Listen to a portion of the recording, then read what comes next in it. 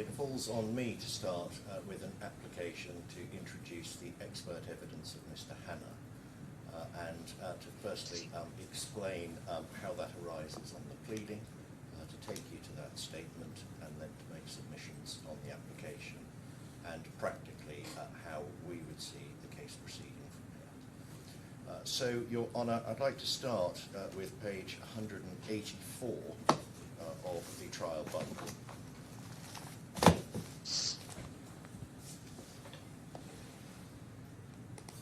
And what one can see at paragraph 781 is the insured shall immediately, on becoming aware thereof, notify the insurer of any circumstances that may increase the risks, unless the law provides otherwise regarding any type of insurance.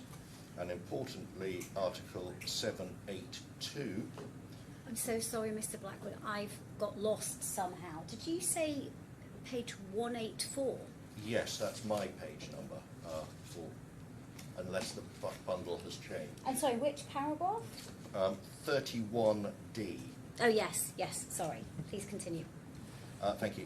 Then Article 782, subparagraph 1, the insurance may be revoked in favour of the insurer if the insured omits or misrepresents any information, provided that such omission or misrepresentation may, in the opinion of the insurer, affect the subject matter of the risk or decrease the gravity of the contingencies of its occurrence.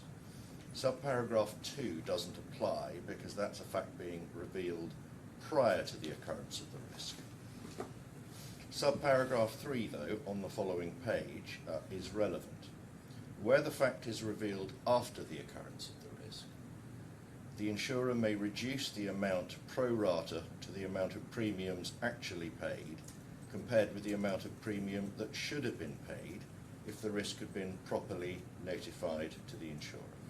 And it's common ground that the test here for assessing any additional premium or not is objective, and it is of the reasonable underwriter. That's in Mr. Al-Ansari's supplementary statement and is also a proposition advanced by Mr. Mahanadi. If one then turns over to page 187, what one sees here is the specific allegation.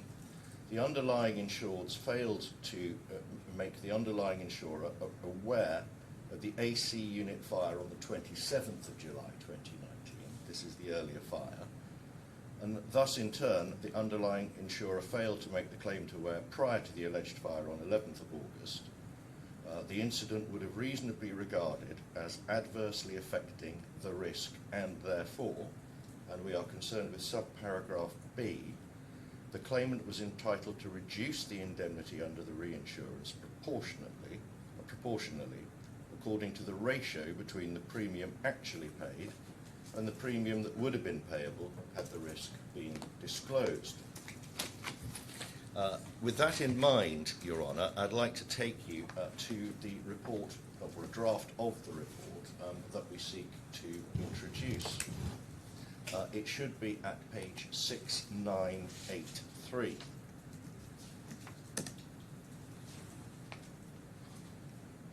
And before emphasising certain paragraphs, Your Honour, could I just ask the court to read? It's only 9 pages, this Yes, statement. I have read it, but I'll read it again. Thank you.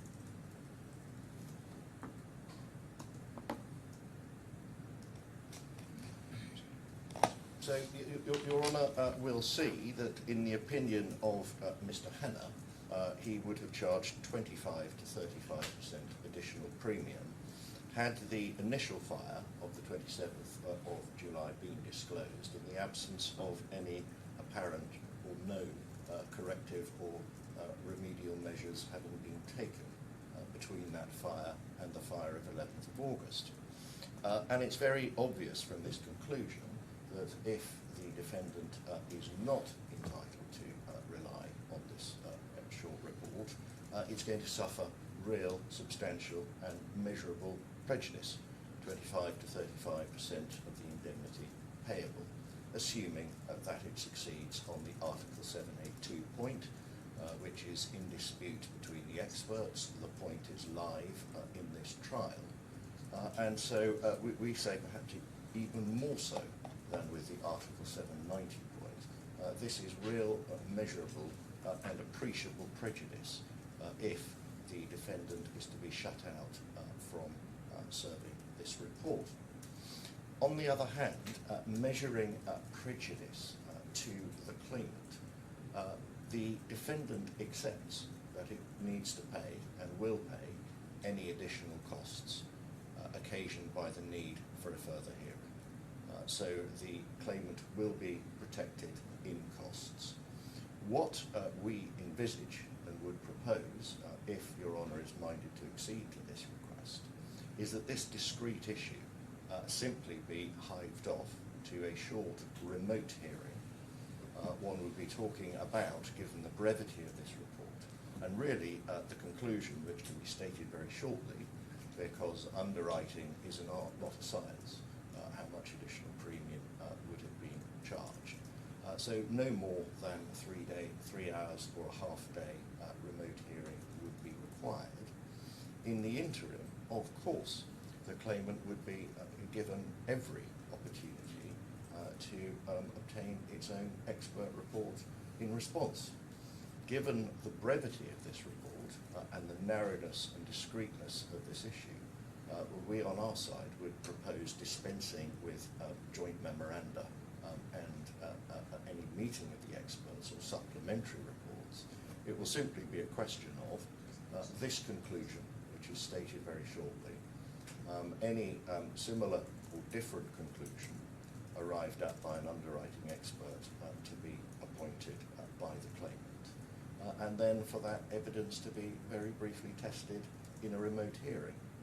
So the prejudice to be suffered by the claimant is really only a relatively short period of delay and the inconvenience of having to find an expert. And this is a claim, when one talks about delay, that arose in 2019.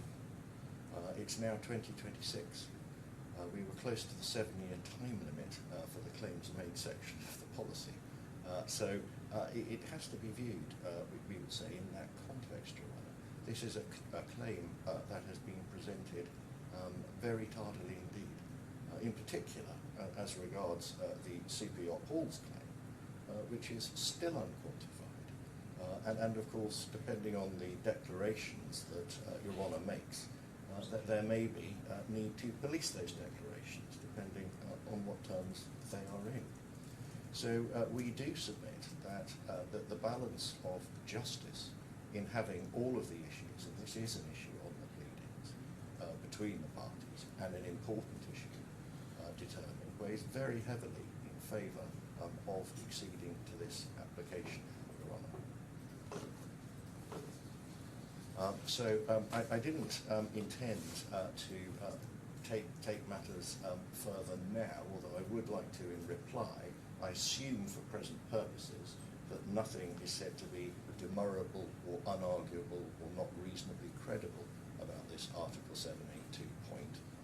And I don't think that can be the case in light of the evidence, the points I put to Mr. Al-Ansari and the points taken by Mr. Mahanadi. This is a credible, realistic point, and it ought to be capable of being accommodated in the reasonably near future with very little prejudice to the claimant.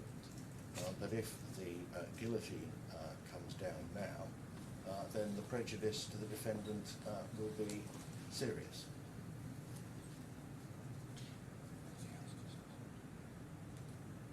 I'm just seeking. So, unless I can help Your Honour further. No, so we are hearing the application and then moving on No. to closings. I'm so sorry, I got a bit No, confused not quite. yesterday. Not quite. The intention is that I'm going to close the case, and in the course of that I will deal with the application because it touches on some of the issues that Mr. Blackwood's raised about demurrability. So it comes up in that context. The idea is that I will address you on both points. So Right. I will close the case Yes. and the application. Right. Mr. Blackwood then will reply on the application and close the case for his client, Right. and then I will finish with a reply on the case of the ex. I now So see the logic. That's the of all of logic this. of the going up and down like a jack in the box. So Thank you, Mr. hopefully Blackwood. that's clear. So first, in terms of a roadmap, Your Honour, at a very high level, as I've indicated, I intend to respond to the application last. Hopefully that will be a more efficient way of doing things because I can draw on some of the points that I've made earlier. In terms of closing the case, in broad terms, I'm going to deal with the monetary claims first and then move on to the declaratory relief. I foreshadowed a little bit of that yesterday, but I will do it in more detail today. And as I also foreshadowed yesterday, we had a decision tree for you. I can claim no credit for the IT skills of my learned junior in putting this colourful diagram together. But obviously any errors or omissions remain my own. I hope. Now, it may look a bit daunting to start with, but the idea of this closing is to speak to it, to take you through it stage by stage. And Yes. so we will come to that momentarily. And my intention, as I've said, is to reserve a bit of my time. We've agreed an equal division to come back at the end to mop up any points that need to be mopped up. Just one practical question. Yes. If you are going to refer to the transcripts, I don't have a transcript of yesterday Don't worry. yet. What I wasn't planning to do was to get the transcript up on the screen and go through it. I was going to give you references for your note as to where to find things. If that causes a problem later, no doubt you can deal with it. Your Honour, I will refer to day 2. But Day 2, think I have Your Honour day has 2 that in one. soft copy. Okay, thank you. But before I start on the decision tree, we still haven't had a response from ERS on the amended list of common ground and issues which we sent to them on Tuesday. So I don't know if that's agreed or not, but maybe we can hear on that. On interest, my learned friend tells me he has a couple of points to make. It sounds like they're quite narrow, but I won't see precisely how he puts it, and I'll come back to that in reply if that's acceptable to you. Just one thing, so that we're not speaking at cost purposes. I think we had some clarity after opening as to where the issue stood once Mr. Blackwood had finished his opening, but I don't know if you had an opportunity to look at the agreed common round list of issues. Is there any? I apologise. I will do in the break. I'm quite sure that it will now be agreed. Yes. Because I think there's a lot Yes. of clarity. It should be uncontroversial. As long as we're not at cost I don't purposes think we are. for closing, that should I be don't fine. think we will be. Okay, good. Right, the decision tree. So, firstly, some colour coding to get your head around first. We wanted one document for monetary claims and declaratory relief, so it's all on one page and you can see how it works. So, the key on the right-hand side identifies what the colour coding is talking about. So, blue is for both monetary and declaratory claims, green is for monetary claims, and red is for declaratory relief only. And so, one starts at point 1, box 1, top left, whether one is dealing with declaratory relief or monetary relief, and also box 2, obviously, if I'll come to the implications on box 1 late in a moment, but so all the claims go through boxes 1 and 2, unless we fail on box 1. Thereafter, there's a split, and the declaratory claims go off up into the red boxes, and the monetary claims get processed through the green boxes. I'll take you through how that all works. So, dealing first with the monetary claims, Your Honour will recall there are monetary claims for HOC1 and part of HOC2, just over $3.3 million on HOC1 and just over $800,000 so far on HOC2. So starting with box 1 of the decision tree, as we outlined in our oral opening and as confirmed by ERS, there is now only one issue when it comes to breach of duty by ERS, and that is whether the cancellation notice was valid or not. If it was not valid, then of course my client had, contrary to everyone's belief, 2 years worth of cover, and it could merely bring its claims against liberty, and there would be a breach of duty. So that is the only breach of duty question. Everything else on the decision tree is about caution. Right. So we'll hear from Mr. Blackwood, but we may be on the same page that if it is found that the cancellation notice was valid, then no issues remain on breach and we're into Yes, Your Honour. causation. Okay, that's clear. I'm grateful to my learned friend. I should say we did send this to him this evening, so this is not. I didn't want this to be thought this is the first time Mr. Blackwood's seen into the snaps. Now, ERS has never had a positive case that the cancellation notice is ineffective. It still doesn't. I showed you an opening paragraph 21 of the amended defence. I don't need to go back there, but it's on page 182 if you'll note. And considering it's an issue of Qatar law, one might think it's surprising that ERS did not serve any Qatar law evidence on the point either. In short, it's not a point that's ever been pursued with any gusto by ERS.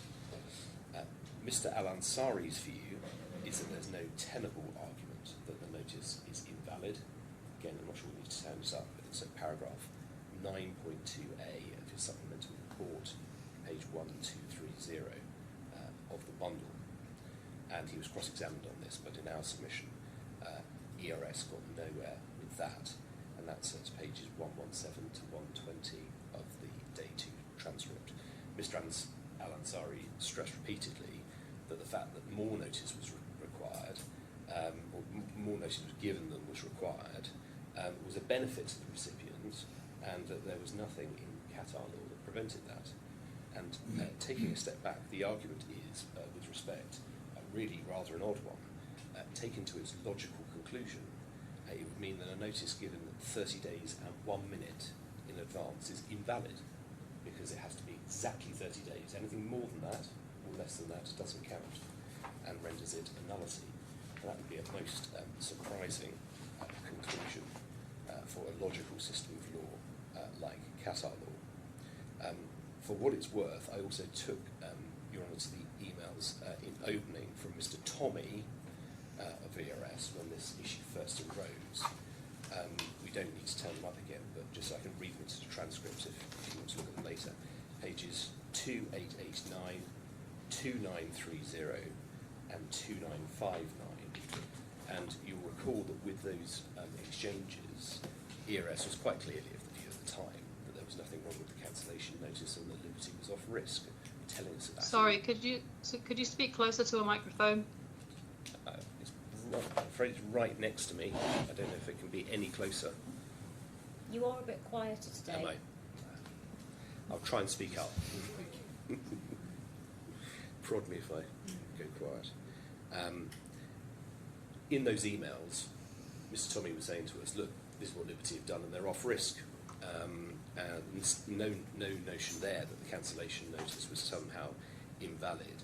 And we do say it is characteristic of the way that ERS has conducted this litigation, that it's gone back on that and refused to accept the obvious proposition that the notice was valid. And that's why they adopted the approach that they did in the commercial court in London. We saw that in opening. We don't need to go back there. Page 7071 for your notes, though. And ERS's attempt to justify that the London pleading, the way that they sought to justify it in opening, really doesn't stand up to scrutiny. It was suggested that they had to put forward our case in London to protect their position.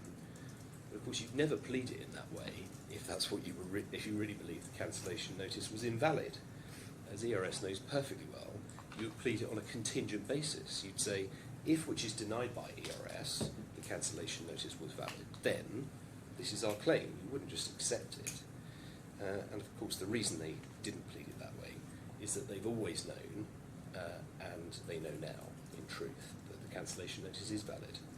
So back to the decision tree, that's the first, box 1, the first stage. If Your Honour was to conclude no, then it goes down to claim fails, because of course we don't establish a breach of duty, we don't get to our losses at all, we accept that. But in reality, we're on to box 2 because it's yes, and we move on for the money claims to box 2 and prima facie cover. Right, and I think there was some argument raised, the word deemed was not effective. Are you going to Yes, I address don't that? really understand that submission, I'm afraid. It wasn't that the word, as I understood the argument, it wasn't that the word deemed attached to the date it was given, not that it was a notice, it was deemed a notice. And so it's obviously a notice. The deeming provision only related to when it was given. And that's why I think the argument developed into, oh, it has to be exactly 30 days. A minute later, a minute earlier, is a nullity, which of course is absurd. Yeah, my Jhangiani reminds me. Obviously, the reason why the word deemed was there was because it incepted on the first of the month, and the scratch was applied later, and so it was deemed given from the start of the risk. That was all. So that was the explanation for it. But the argument really doesn't go anywhere. So that was what I wanted to say for now on box 1. Looking at box 2, prima facie cover. Now this was a point taken in ERS's opening on the underlying insurance provided by DIG. We don't need to turn it up, but that's in paragraphs 34 and 35, and that was confirmed orally on day 1, page 53 of the transcript. And it's another instance where ERS advances no positive case that there is no prima facie cover in the original contract of insurance. It merely said at the start of this case that it wanted to explore it with Mr. Al-Ansari. It's also another instance where, even though it's a pure point of Qatar law, ERS served no expert evidence on the subject from Mr. Mahanadi. And Your Honour will recall we had a go at flushing out what this might all be about in our oral opening, and I showed Your Honour the response to the notice to admit that was served by ERS at pages 196 and 198, if you'll note, where it was admitted that there was a fire and that a fire and fire was covered in principle in the underlying insurance. ERS explained in its oral opening it wasn't backtracking on those points, but made some Delphic submissions as to things that might be explored with Mr. Al-Ansari in evidence. Having heard that cross-examination, we must say we're still none the wiser as to precisely where this non-admission is going. So what I intend to do is wait to see which points, if any, ERS are actually taking on prima facie cover on the underlying insurance, and I will deal with them in reply as I need to. But that's somewhat unsatisfactory, but unfortunately that's the consequence of not actually flagging any of these points clearly and precisely in opening, but just saying it's going to be a sort of roving viva with Mr. Al-Ansari on a mixture of points. So I'll come back to that later, but at the moment we don't see where any of that non-admission is going. If we're right on prima facie cover, the next place we go to on the decision tree is box 3, which is my next topic, and I'll come to that presently. But if you answer no, that takes us to box 4, which I will address after that. So before going to box 3 and what it means and what we say about it, I'll just explain how the decision tree works at this stage. So you're at box 2. On the yes side, we will have established that the cancellation notice is valid. I think someone's tuning with their microphone on.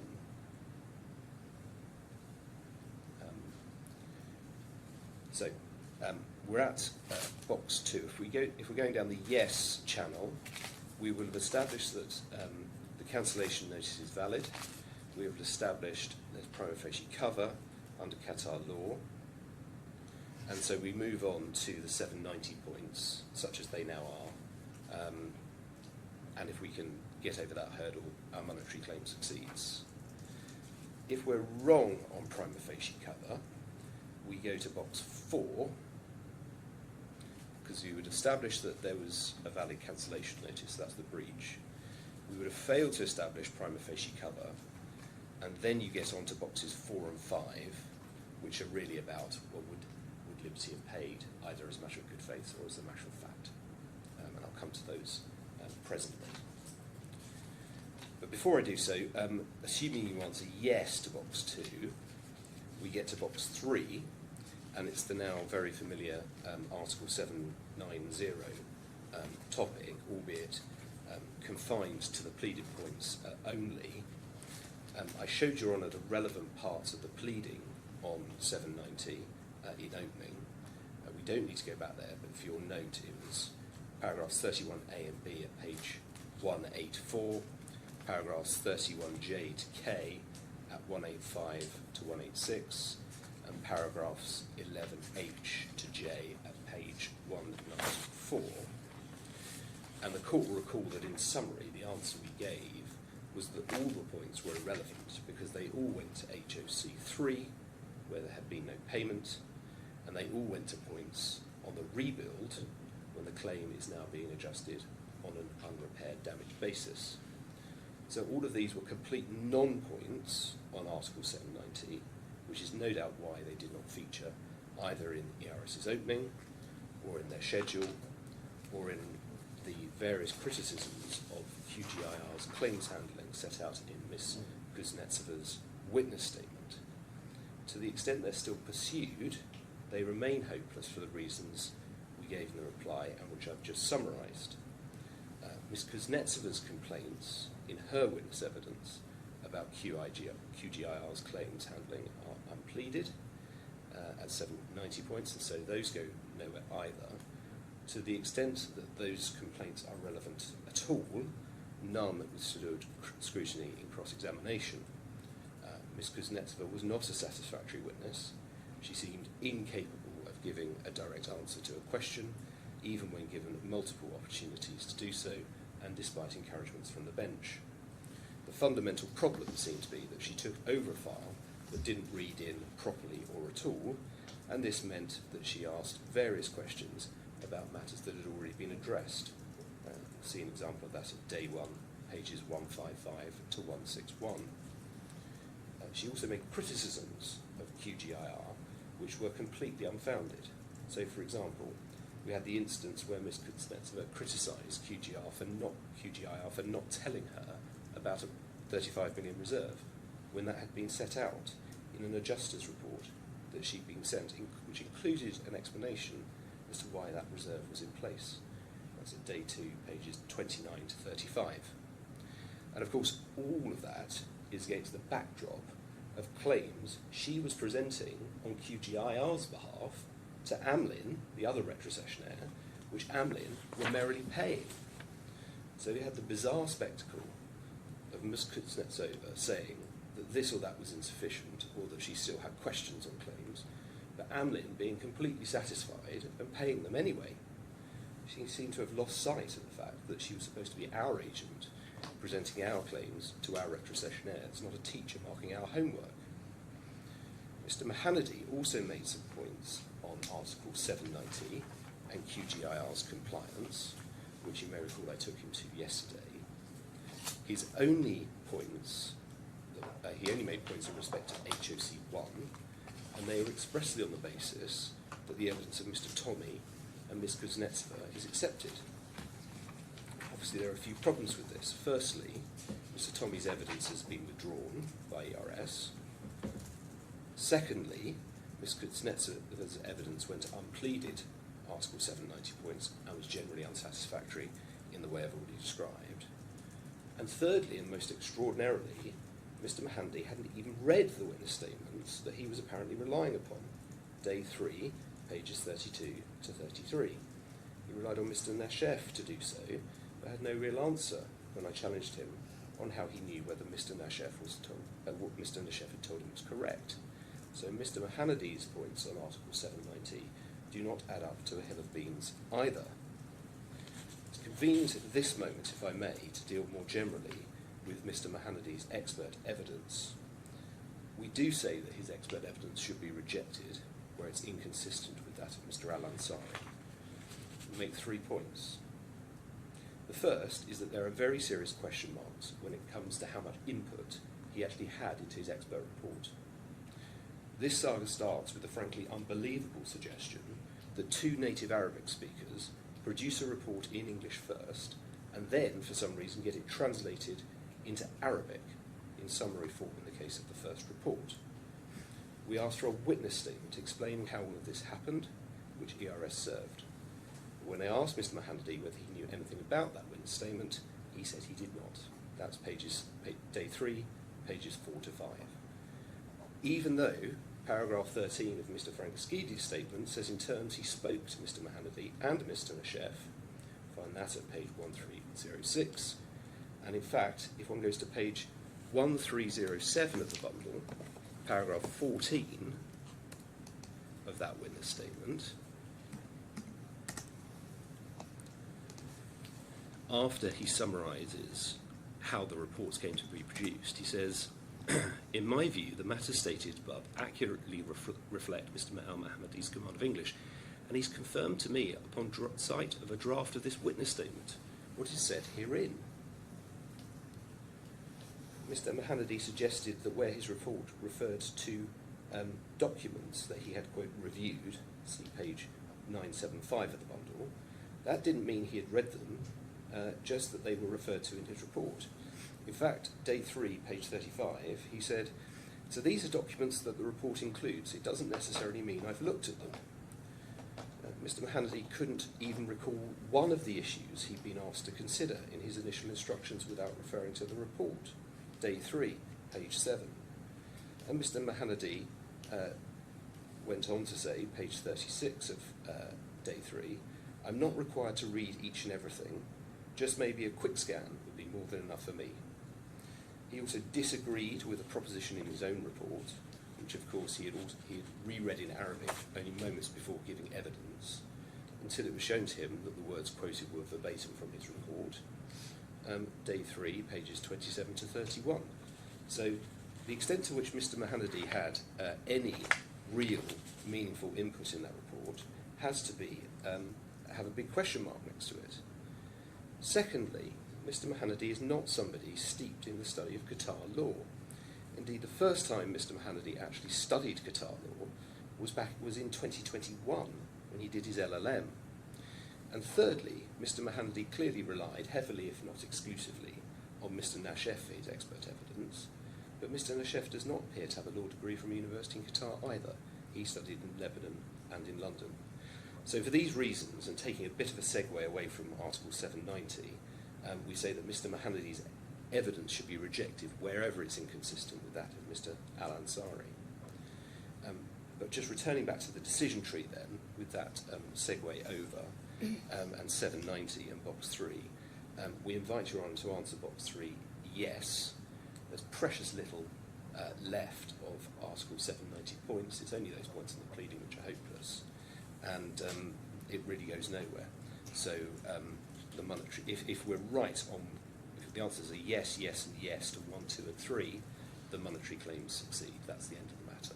Can you please remind me the aspects of Mr. Mahanady's evidence that the claimant relies upon? They're consistent with the claimant's expert. I remember there was a section in his expert report referring to the test for 790 being reasonable diligence. There was some time spent on that, so presumably that's one aspect that you rely upon. To the extent it's relevant, really, because in some sense, well, whatever the test is, there are such limited points now open to ERS on 790 that the standard may not matter, because if the points are just incoherent because they relate to HOC3, where there's no monetary claim being paid, and where the complaints are about a method of valuation which is no longer, or method that's no longer being pursued, i.e. repair versus unrepaired damage. Where does that debate really go? It probably doesn't go very far at all. Well, I suppose your position would be it doesn't even matter, because what really matters is 4. What really matters is 4 on your decision tree, because whichever way you go. yes, Right. 4, or in fact 5. In fact, if Your Honour were so minded, you could decide this case solely on the basis of boxes 1 and 5. Breach is established by 1, and even if the answer is no on everything after box 2, they would have paid anyway, because we know they would have paid, and that establishes causation. So that's the cheat's way out, obviously. I'm not saying it's a wrong way to approach it, and it's a shortcut, but it avoids lots of these issues, and it would be legitimate, but it's a massive shortcut. I appreciate that, and you may want to consider all the points.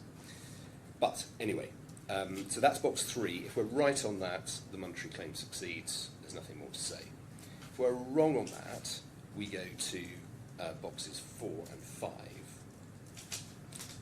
and these 2 points concern our pleading case, paragraph 35 of the particulars of claim, page 171 for your reference, that Liberty would have paid the claims under the retrocession but for ERS's breach.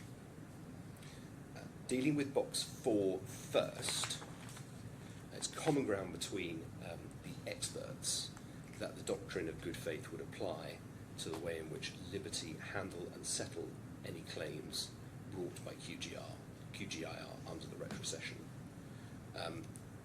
I took Mr. Mahannady to his report, page 992, paragraph 85, where he said, or his report says, good faith governs the insurer's conduct in claims handling and settlement, and delay or obstruction without legitimate cause would constitute bad faith.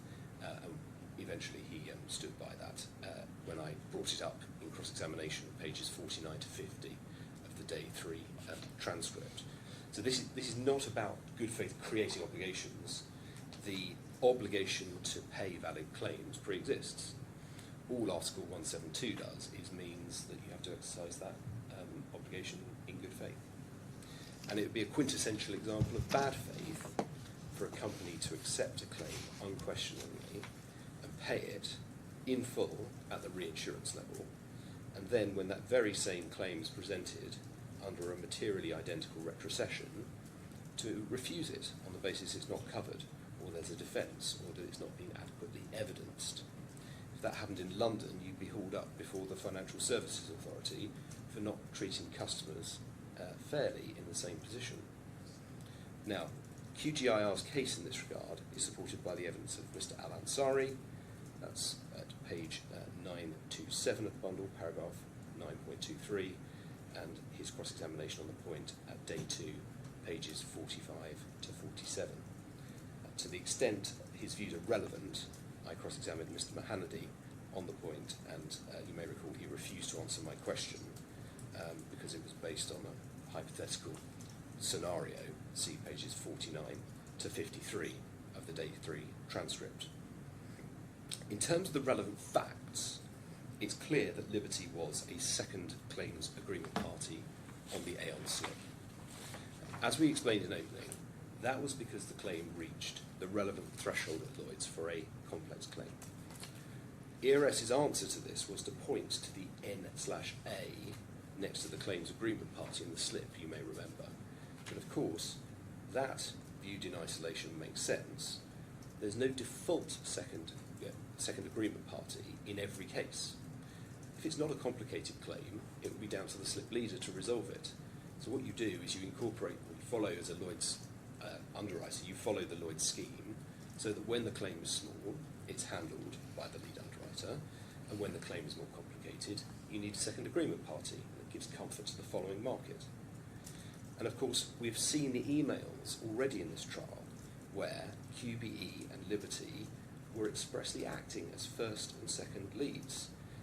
We saw, for example, I think it was 5751.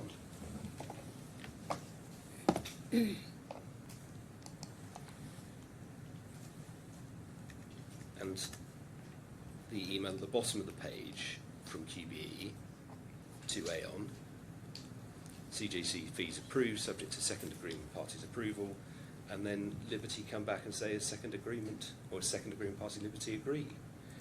So we don't have to guess whether this is how they were operating. They said in terms between themselves that's how they were operating.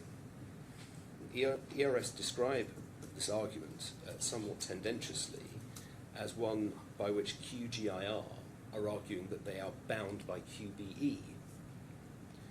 And of course they want to say, well, you're not bound by a claims agreement clause in a separate contract. Of course, that's not what we're saying.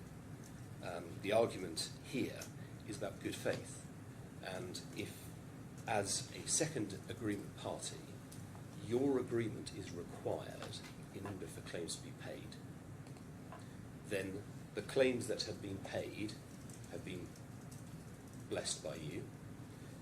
You have been involved in it, you've considered it, and you've considered it worthy of your approval. And it would then be clearly bad faith to then say, well, having paid out, not taking this non-disclosure point or exclusion point or inadequate documentation point on materially identical terms, it comes back to you and then you say, actually, no, it's not covered, enough documents. And so that is obviously a bad faith position, and it's not one that would be tolerated under Qatar law. And just to be clear, the claimant's submission on the NA is that there isn't a second lead in the contract, but the Lloyd's claim scheme kicks in any event of a complex claim, so it doesn't matter. The NA is irrelevant because we move to the default claim scheme arrangement by which Liberty was the second lead, and the claimant's position is that's also borne out by the correspondence and the approvals, etc. Exactly. So what you don't want, what you want is efficient handling of small claims, where the following market are probably not going to be that. They're not going to cast a forensic eye over everything because it's a small claim. They're quite happy to delegate to QBE in this instance the ability to handle a small claim. They don't necessarily want a second agreement party to come in every single claim. What they want is the ability to do that when the claim reaches above a certain threshold and it's complex.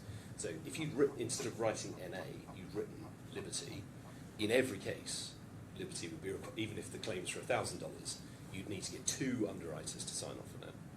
Whereas the scheme that's been adopted is one whereby you have no default second claims agreement party, but in the event that the claim reaches a certain threshold, the underwriter with the next biggest line steps in and is the second agreement party. And that's what happens here.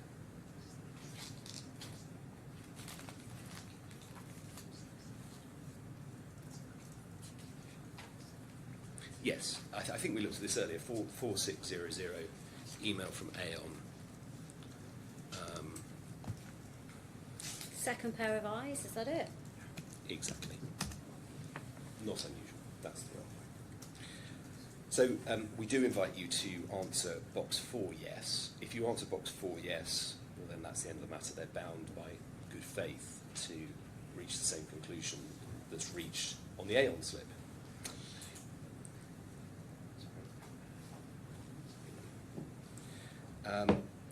If we are wrong on that and you answer no at box 4, then you get to box 5, which is the final argument, which is that even if there might technically be defences open to Liberty paying, and even if for some reason they're not bound as a matter of good faith, we know Liberty would have paid anyway at the retrocession level because they've agreed to the payment at the reinsurance level on materially identical terms. So box 4 is a legal question, as a matter of Qatar law, good faith, in the retrocession contract, they would have been bound. Box 5, in the causation inquiry, is a matter of fact. We know what they do on these terms and with these invoices, because you can see what they do on these terms and with these invoices. Now, I don't know, I've mentioned a number of times materially identical terms. I just wanted to show you two documents about the cover that ERS was instructed to procure. So if 2319,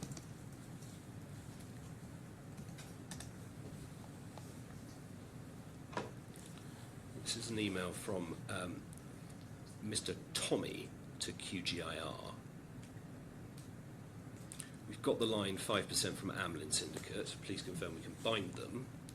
Please note the following. And then there's some information. The above information was furnished to the underwriter so he could release his line. So kindly confirm. The underwriter's line is further subject to no known or reported losses, etc. And then slip and premium to mirror Aon slip led by QBE London. Wait for a confirmation for binding Amlin.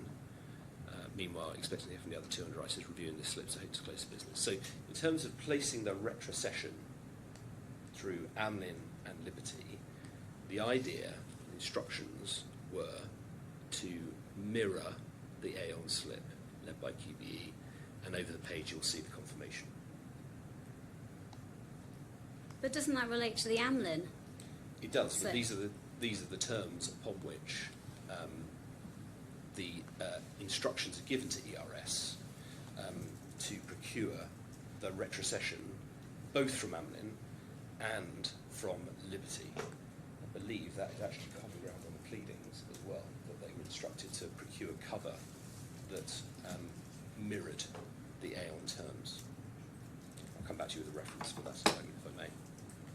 So, material back-to-backness should not be an issue. But in terms of this factual question, I just wanted to delve a little bit into the law as to how this causation point works. Yeah, and so the claimant's position is the cover was procured on materially identical terms. That was the instructions that were given to the defendant, and there are no material differences in the cover as procured. Correct. Okay. And that's it. And we're going on to look at how this works in law, presumably with reference to DIFC statutes. There's no DIFC law on this particular point, so far as we are aware. This will be the first DIFC case dealing with how these principles apply, so far as we're aware, in this context. Right, but you don't need to make reference to DIFC law of remedies. DIFC law of remedies, I don't have the reference to hand, but we can get it at the break, does entitle you to claim damages on this basis, and I can give you a reference for that at the moment. So there's no issue as to this is a sort of remedy that the DIFC law just doesn't recognise, if that's the question. And of course, the easy answer is, well, that's not a point that's taken against me either. So I think that is common ground, at least in principle. But a little bit of it's English law, because that's where we find the common law developed on this, and it's the cases that we referred to in our skeleton, but I didn't take you to an opening. And the first is Fraser and Furman, 6545.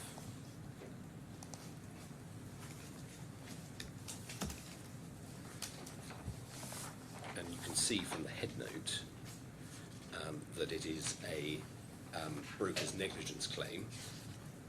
And it was alleged by the brokers who had been negligent that the insurers would have been under no liability in any event because of the claimant's failure to comply with the condition precedent in the insurance.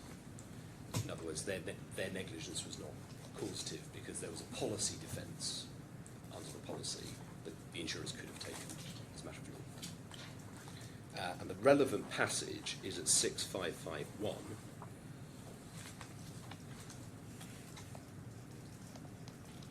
And I'm looking at, can I just invite Your Honour to read D and E, so from what's damaged through to under the policy.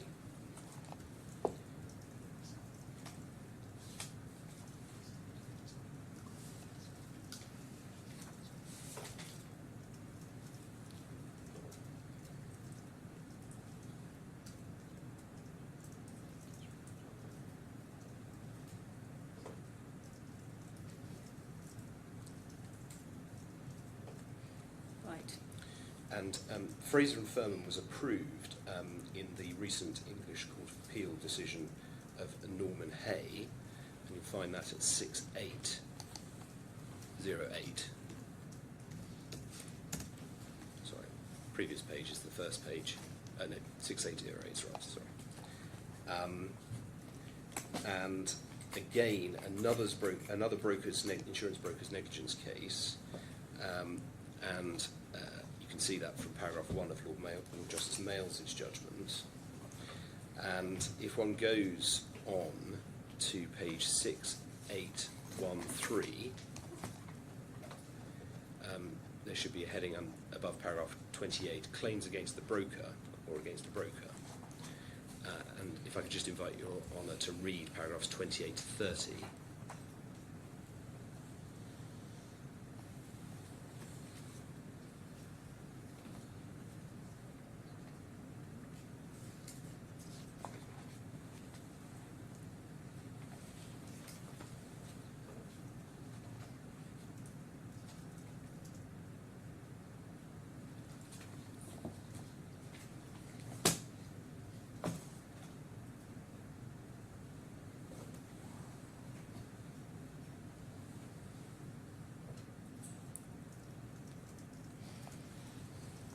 So did you say to paragraph 30? Just paragraph Yes, 30, yes. yes. So it's the point in paragraph 30. Effectively, even if you've got a good defence, on these sorts of claims, you've got to work out whether it be taken or not. And then if we could go on to 34 to 35, please, and invite you to read those two paragraphs.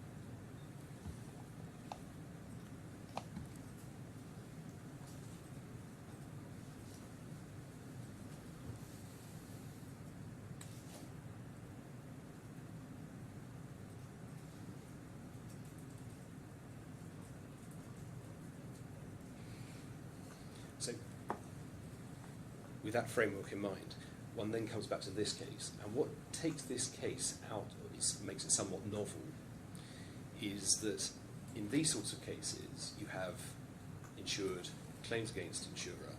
Insurer says, say you've got no cover because the broker was negligent, didn't arrange it. So the claim is never handled, and you're left in an uncertain world as to, well, what would that insurer have done had there been valid cover? And you have to speculate. You might have to weigh up defences. You might have to then assess whether they might be taken. You might have to assess a business case, etc., etc.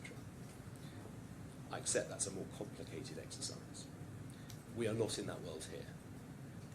What makes this case somewhat unique is you have Liberty at the reinsurance level paying these invoices on materially identical terms.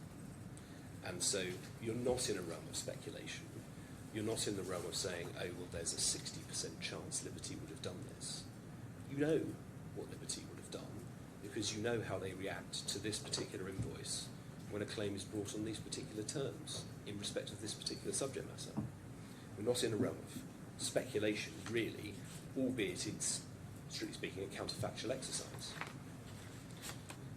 So we're not guessing, we're not discounting, and we know what Liberty do. They don't take points on documentary sufficiency when they've paid. They don't take points on non-disclosure. Where they pay, they pay. And their agreement was required in order for QBE to make these payments as well. So we're in a world of 100% prospect of payment. We're not in the world of discounts. And that's why, if you get to box 5, i.e. you don't resolve the claim through one of the other channels, we do invite you to answer that box yes as well. As I say, it is actually a short answer to the case. If we're right on 1 and 5, then there is no answer to the case. So that's what I wanted to say on the monetary claims, but it's important I also address you on the declaratory relief. Obviously, this applies to the non-crystallised part of HOC2 and all of HOC3. In terms of the first two boxes, the analysis is the same. We're still assessing whether the cancellation notice is valid. If we don't clear that hurdle, then we don't get over the breach hurdle. And we also have to establish prima facie cover, although, as I've said, I don't really know what points are being taken on that, even at this late juncture. But then, at box 2, that's it. You either succeed on box 2, in which case the declaration claim succeeds, subject to the points I'll come to in a moment, or you fail, in which case you're not entitled to your declaration. We're not entitled to our declaration. And we touched yesterday on how the declaratory relief might work practically, and obviously it's important. ERS raise a valid point, which is that the court won't grant declarations that are of no utility at all, and we accept that. But the obstacles that ERS say are in our way in terms of obtaining declaratory relief are illusory rather than real. So in terms of how the declaration would work, it would work on the basis that ERS would have to pay claims as damages in two circumstances. Firstly, if Liberty has agreed to pay at the reinsurance level, because in that scenario, the answer on boxes 4 or 5 is yes. Or if QGIR has produced documents sufficient to satisfy Article 790. So these are claims that have not yet got to the point of documentary sufficiency because they've not been paid out. But if we were to satisfy that, that would result in a yes from box 3, and the claim would succeed on that basis. Now, just taking a step back from this and thinking about practically what's likely to happen. In all probability, as claims come up the line, Liberty and Liberty and QBE pay them. If they do that, we will say they have paid, that is an answer, box 4, box 5, we're entitled to our money as damages. If Liberty does not pay, the chance of QGIR paying and presenting a claim up the line is very, very small indeed. I won't say, it's almost impossible to imagine why they would do that. But in that scenario, we accept that if we wanted to pay, even though the AL slip is not paying, we would then have to meet any Article 790 points that may be taken against us by ERS. So in that case, we would say, look, we have paid out.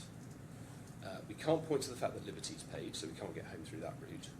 But here is the documentary evidence to show that we paid on the right basis, and there's cover under the retrocession.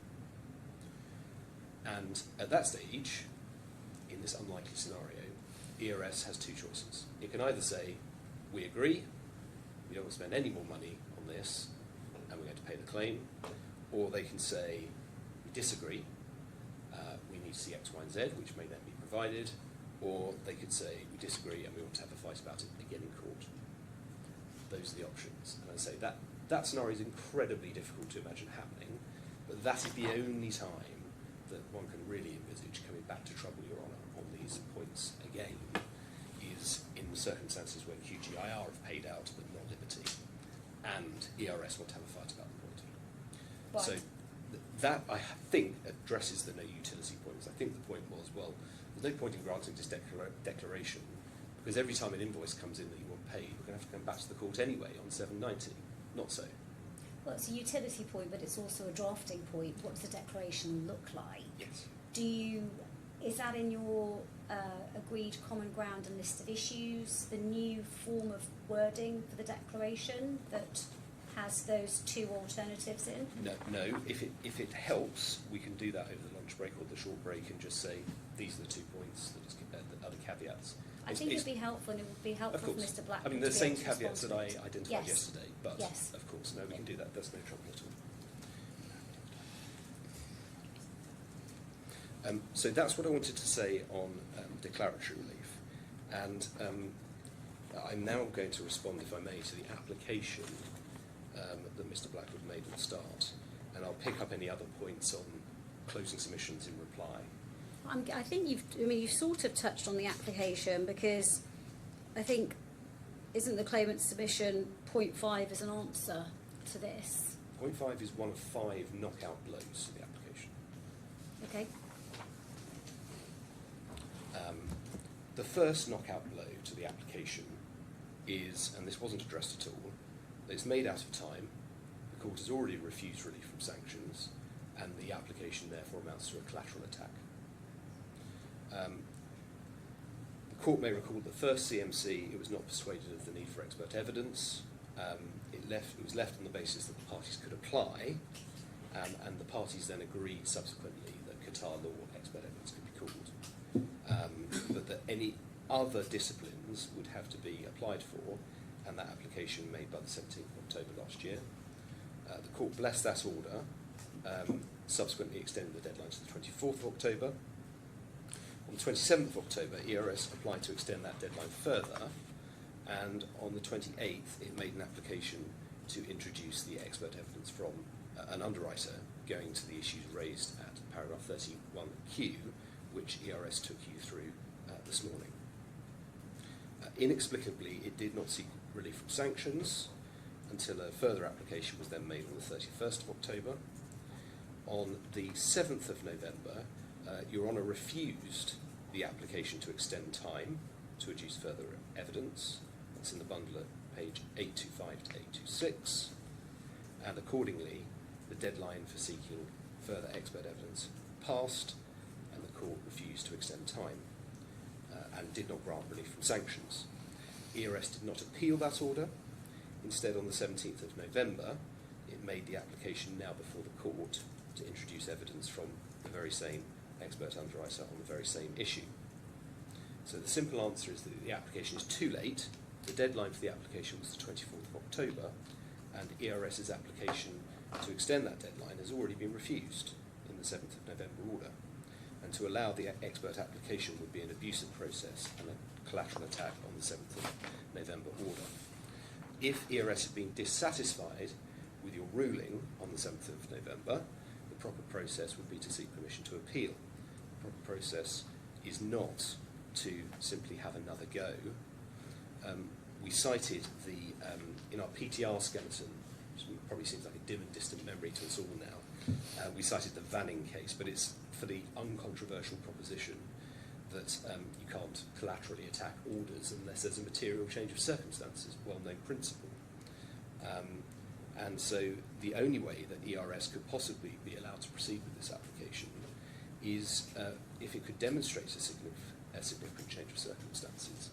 But ERS does not today identify any change of circumstances at all, let alone a significant one. I think the point was raised in the application itself that there were some new points on Qatar law, but those, of course, cannot be a significant change of circumstances that prompted the expert's application, because the Qatar law expert reports were only exchanged after the application was made. Furthermore, and you'll see this from, we don't need to look at it now, paragraph 47 of Mr. Frankeski's first statement, page 1353, ERS had been mulling this evidence over since August of last year. It's not been prompted by anything new. ERS has just failed to get its act together. So there's no significant change of circumstances, and the application is therefore a collateral attack on your order, and it should be refused for that reason. That's the first knockout blow. The second knockout blow is, and we only need to succeed in one of these for the application to fail. The second knockout blow, the pleaded case relies upon non-disclosure, also referred to in some translations of 872 as concealment, but that requires deliberate non-disclosure, and there is no plea of deliberate non-disclosure. We looked at this in the evidence yesterday, page 6461, article 782, subparagraph 1, and the reference to the insurance contract may be voidable in favour of the insurer if the insured conceals a fact. That's the non-disclosure limb here. And obviously the misrepresentation limb provides incorrect information. So we're talking about non-disclosure. Mr. Al-Ansari's evidence in his first report, paragraph 9.1022D, page 946, was that any concealment had to be a deliberate one. And I asked Mr. Mahanadi about this yesterday. That's day 3, pages 53 to 54, and he agreed that conceal meant where somebody deliberately doesn't reveal something.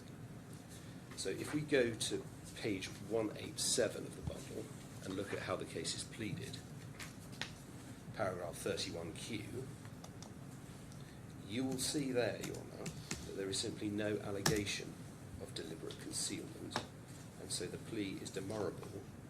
Even if the allegations therein were made out, it would not amount to a cause of action under 782.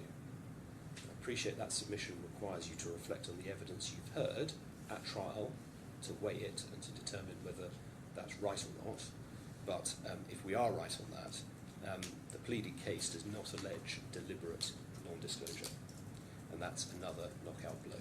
There's no point in calling an expert to say what an underwriter would have done in circumstances where the pleading doesn't get off the ground. The third knockout point rests on the fact that we are on ERS's pleaded case dealing with 2 incidents with the same cause.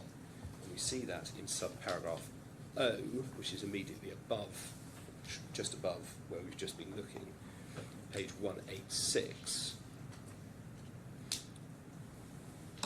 Breach of the underlying insurers and the underlying insurer's duties of good faith to have failed to disclose known material facts about the prior electrical fire caused by another AC unit. In other words, it's the linkage between the fact we have 2 fires caused by AC units, which is the linchpin of the case. But, as we saw yesterday, the police report conclusion was that though it was difficult to assess, the most likely cause of the 11th August fire was a light fixture falling from the ceiling. And Mr. Al-Ansari says, paras 9.28 to 9.29, at page 929, that the Qatar courts would follow the conclusion of the police report. And during his cross-examination yesterday, Mr. Mahanadi agreed, firstly, that the police report had a special status, secondly, that notwithstanding the fact the police report contains matters not personally witnessed by the brigadier who signed it, the court in Al-Qut still treated it as establishing the facts that are in it, and thirdly, that whilst there might be a theoretical possibility of a different conclusion, the most likely conclusion is that a Qatar court would follow the police report. And we'll see that day 3, pages 69 and 62 to 63. So again, if the pleaded case rests on a linkage between the 2 incidents, being that it's 2 AC units, well then the pleaded case will not be made out. We shouldn't have more expert evidence. That's the third knockout point. The fourth knockout point is the one that Your Honours alighted upon right at the start of the submissions. Regardless of any non-disclosure point that might be out there, we know how Liberty react to these claims. They don't take non-disclosure points, they pay. And that, if we're right on that, is another knockout point, as is the same point based on good faith. And well, I mean, the point is they haven't taken this non-disclosure point, I correct. suppose. And that's it. That's all that matters. And so that's the 5th. Whether you look at it as good faith or fact, those are the 4th and 5th knockout points. If we're right on any of those, the application is redundant because the non-disclosure case will fail. And as I've already explained, so the non-disclosure case will fail. Even if you were against me in all of those 5 points, you should still, we suggest, refuse the application as a matter of your discretion. Firstly, dealing with some of the same points we looked at yesterday, Kwa Su Ling and the like, the English courts, and these are principles that have been adopted in the DIFC, have applied the same principles where very late expert evidence is required as to very late amendments. And we cited the Heizet case in our PTR skeleton, page 272, paragraph 25.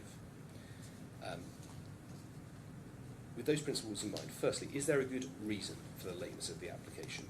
None of this is addressed in the application made today, of course, but is there a good reason? No.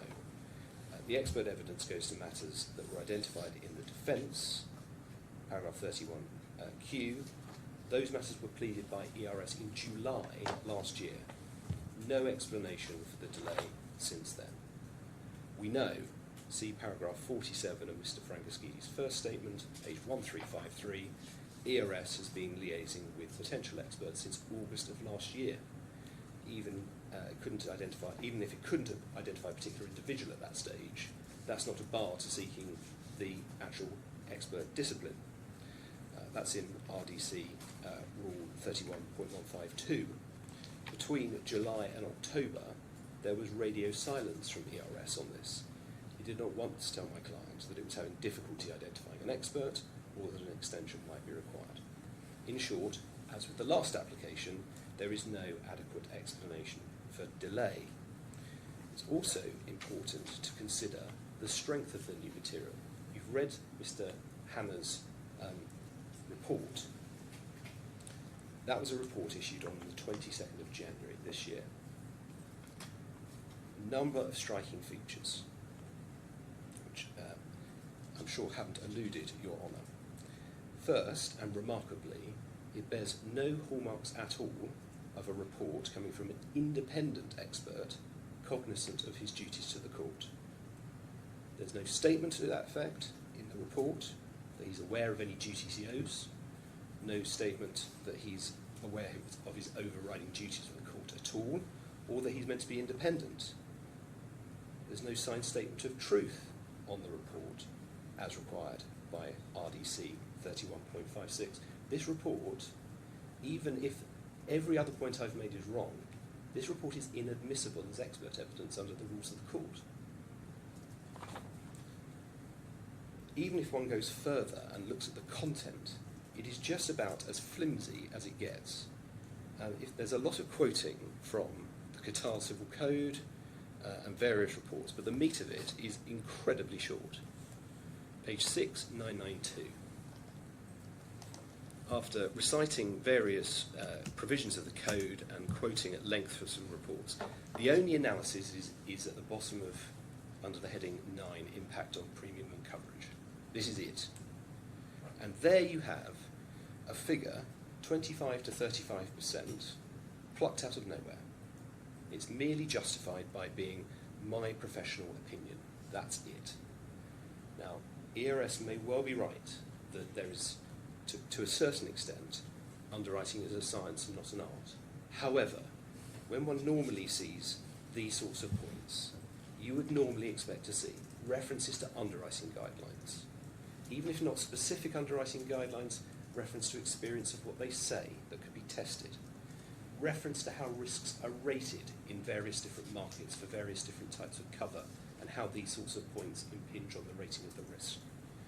No reference at all to how this premium figure comes about. It's simply plucked out of thin air. And the inviting invitation from ERS that I might just remotely cross-examine on this figure, what's there to cross-examine on? It's just plucked out of thin air. I can say to him, there is no basis, you provide no support for this figure whatsoever apart from your experience, as to which I know nothing.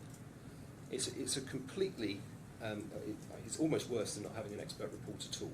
The court can have no confidence whatsoever that this expert case is going anywhere at all. The third discretionary factor concerns the disruption this application has already caused and will cause in the future if it is allowed, if the expert evidence is allowed in.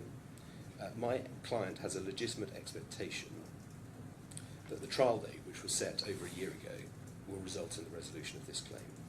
We should not be rewriting the procedural timetable on the last day of trial, or even after the trial is finished, when quite frankly, my client has been messed around quite enough. As we explained at the PTR, before the 7th of November order, ERS had failed to comply with 5 court-imposed deadlines and had sought 11 time extensions. Since then, ERS has had yet further mishaps, such that the net result is that this application is, in substance, a request for a 14th time extension. That must be some kind of inglorious record in the DIFC.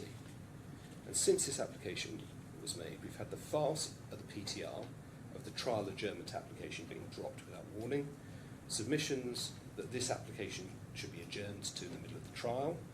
At the trial, we've had witnesses pulled, an incredibly late and misconceived application to amend, points dropped at the last minute after only requiring them to be dragged out of ERS. And the one thing that we can know with almost complete confidence, given the history of this matter, is that if Your Honour were to lay down directions for expert evidence, ERS would not comply with them. And my client should not be forced to spend yet more money dealing with a case which it says is hopeless, and which even ERS has not shown any strength. Even ERS has failed to show has any strength at all. And it's again, it's not much of an offer to say, well, ERS will bear the costs. We have no confidence that ERS is able to compensate my client for the costs it continues to waste. The only evidence, we've raised this point before about his creditworthiness, and the only response that we have had is to say, well, there's no evidence of our creditworthiness before the court, which, quite frankly, is a remarkable stance for a party to take when it could easily allay that concern if it actually was creditworthy.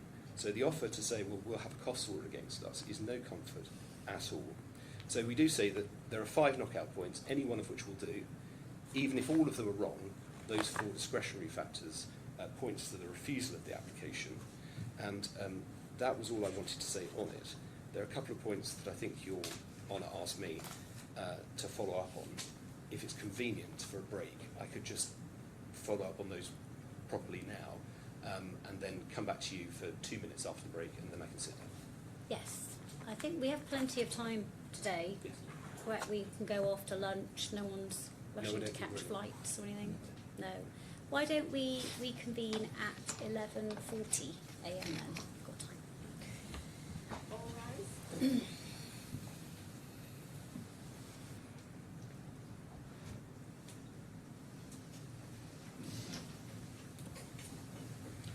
Your Honour, in terms of the, I think 3 points, if I've missed any, do let me know, but I think the 3 points you asked me about. Firstly, DIFC law on these types of claims. Or law of remedies. Wasn't sure. Yeah. So it's the law of damages, Okay. and it's in the bundle, 6537. And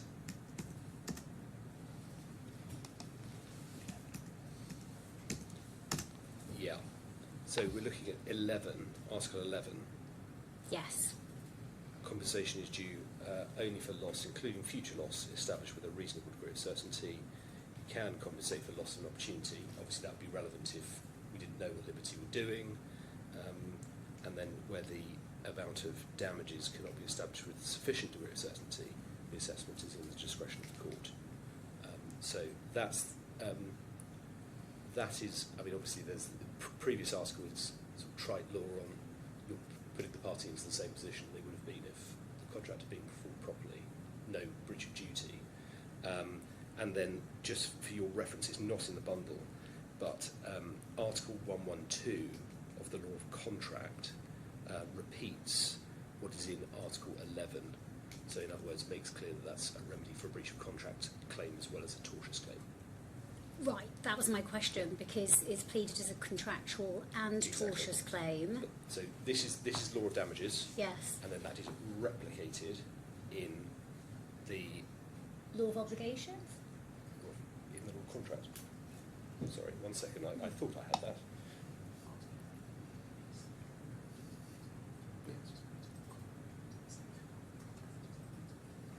Understood. Correction. This is all law of damages. This part relates to tort claims, and No, this part is the law of contract, isn't it? This is contract, and then I think there's another I am. section. It's been an early start this morning, as you might imagine. This that's tort claims. This is contract claims. It's all in the law of damages. 11 is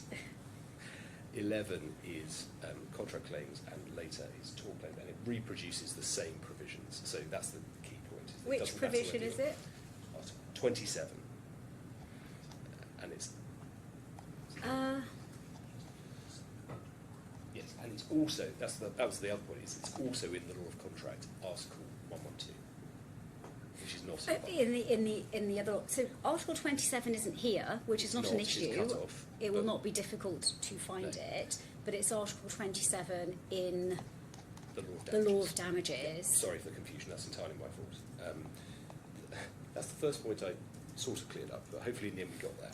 The second point, you asked about the form of the declaration. Yes. We will draft, I think we were in the middle of drafting that, we will finish drafting that and send it within the first 10 minutes of the lunch break to Mr. Blackwood, so he can see what we're talking about. And the third point, you asked me about the correspondence about Aon terms, and did it only relate to the AMLIN side of the retrocession. Can I just show you two documents, please? Yeah. I mean, the One- real point is just for there to be no doubt about materially identical terms between the slips. The correspondence is relevant for context, It is. but I wasn't sure of the extent to which that was disputed because of the way that some of the issues have developed. I understand claimant's position, absolutely. Materially identical, I think, is the term that's been being used. And I suppose it would be useful when I hear from you, Mr. Blackwood, to make sure to understand whether there's any dispute on that. But and so Just yes. to show you two very Yes. quick points. Firstly, page 2634, just to bottom out this, what ERS were actually instructed to do. So it's an email from Mr. Tommy. Further to our exchanges on the above risk, we've now got support from Liberty for writing the balance at 5% of the 10% order given to us as per Aon terms. And then to put the point, you're quite right, you actually, obviously the starting point is what does the term say, but this is why we don't think it's an issue. If you look at 7077, this is the commercial court pleading from ERS. And if you look at paragraph 16, they call this a reinsurance slip, but it's actually, this is the retrocession. And you can see that it's quoted there, two parts of it, the period and the notice of cancellation. And Savers said the reinsurance slip was on materially the same terms as the Aon terms, and then they quote that email I've shown you in paragraph 18. So I don't think there's an issue on that, but if there is, no doubt we'll be told. I think those are the 3 points, and I'll address anything else in reply. Thank you. Thank you. That's all right. Your Honour, so I will start with our reply to the 5 said to be killer points, or killer blows, or knockout blows, in turn, to our application to introduce the report of Mr. Hanna. I would then invite Your Honour to make a short decision on that point, because it will, to some extent, affect my closing, in particular relating to Article 782. This is a very important point because I had understood that there wasn't any urgency in deciding this application because depending on the decision that the court makes on other issues, that may deal with the application, and so really I wasn't sure that there was any urgency. If it was, if I took the view upon drafting the judgment that notwithstanding all the points made by the claimant, it would be of benefit to the court ultimately to hear expert evidence on this issue, then that would be a point in the defendant's favour, but much will depend on what decisions are made as to the other issues currently before the court. And so I wasn't clear there was any urgency. I'm very happy to proceed in that manner, Your Honour. And in fact, in light of some of the points taken on Article 782, I can probably deal with those in the context of the application. But the 5 or 4, because the last 2 seem to have somewhat merged, points taken against us is the first is that this application is some form of collateral attack on Your Honour's order itself. And we say it's absolutely nothing of the sort. The application to introduce expert evidence documents and to adjourn the trial was to introduce expert evidence into this time slot, this hearing in January, and was rejected by Your Honour on the basis that there wasn't time. This is a materially different application, so collateral attack doesn't actually arise at all, and there is then therefore no need to point to a material change in circumstance, because this is a materially different application. It's an application to hive off one issue and to have a further hearing. It doesn't raise any issues about compressed periods of time, and it is an entirely different application to the adjournment application, which was to put the entire trial off. We've had a trial, it's been used fairly fully, it's been productive.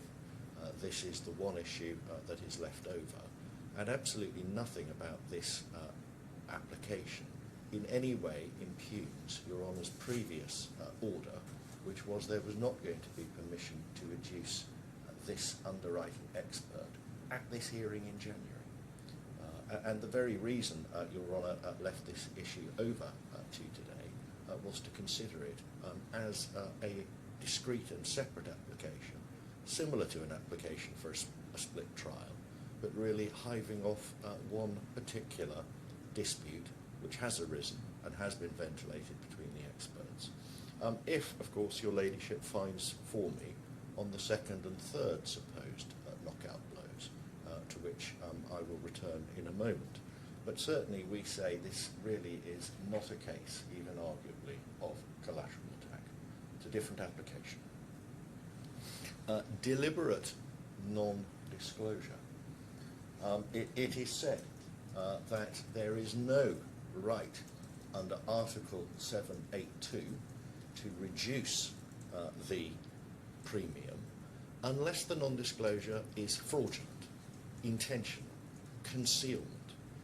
Now, there is nothing in the text of Article 782 which suggests that that's necessary. And I had thought, although clearly my learned friend doesn't agree, that Mr. Al-Ansari had come very close to agreeing that in his evidence when I cross-examined him.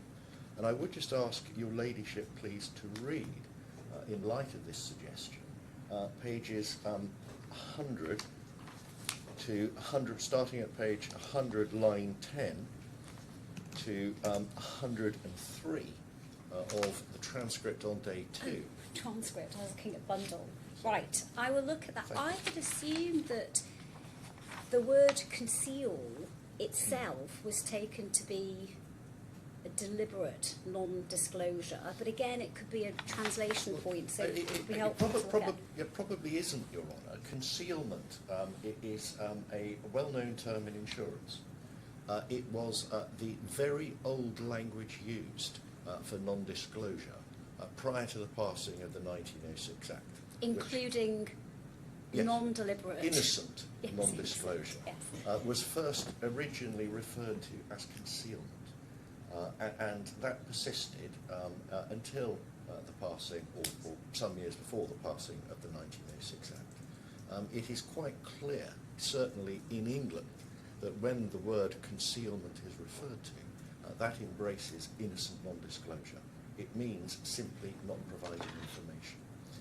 And I had thought, when I had cross-examined Mr. Al-Ansari, pages 100 to 103, the deliberate, at least, element of the supposed cause of action had largely evaporated. He seemed to focus on causation by the end of that exchange. And that, of course, we accept, because the non-disclosure has to affect an underwriter's mind. That is the causation required, requiring the underwriter to charge more premium. Right, so page 10. It's page 100, this particular section of the cross-examination, to 103. Page 100, line 10, through to page 103. Right. Well, at one stage, Mr. Al-Ansari suggested fraud was necessary to found a cause of action in Qatar, which is clearly, obviously wrong. But this is the section of the cross-examination.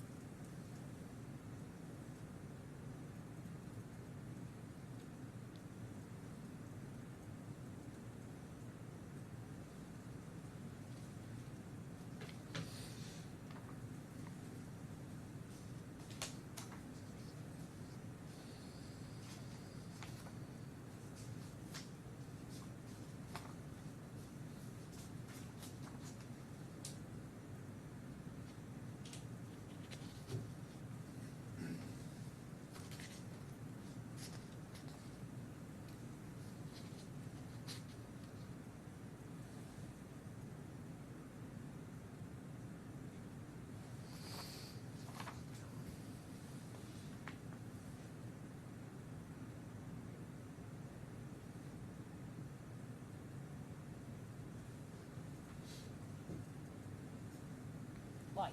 So I suppose what you rely on is at page 105, line 12. Yes, yes. Right, yeah. I mean, this was the point. There's nothing based on this article that requires fraud. It would be an incredibly narrow provision. And of course, fraud would engage different remedies. One wouldn't be looking at charging more premium if one knew that one's assured of being fraudulent. One would be avoiding rescinding the entire policy.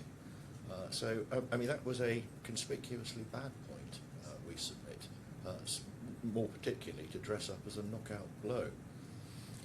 The third point was the police report. And this again was something that I cross-examined Mr. Al-Ansari quite closely on. It's day 2 of the transcript, page 77 and following. And it's 77, Your Honour, 77 line 18 through to 81, lines 3 to 5. In particular, the suggestion that the judge has the sole discretion ultimately to decide. And as I took Mr. Al-Ansari to the Al-Qut decision, the fact that a fair reading of that decision demonstrates that the judge in that case did not regard themselves as being bound by the police report when also given the report of IFIC prepared on behalf of Qatar Petroleum. What the judge actually found, and it's very clear in our submission, is that there was no decision to be made because no external force majeure had been proved.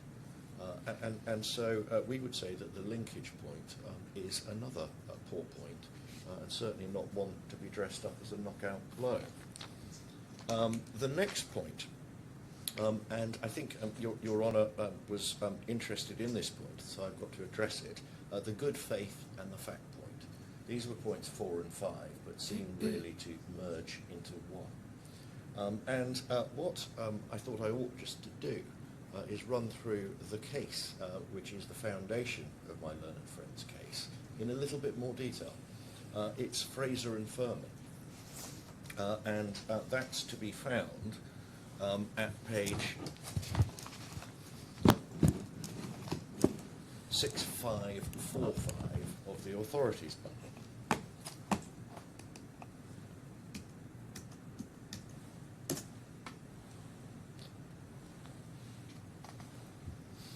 And at page 6551,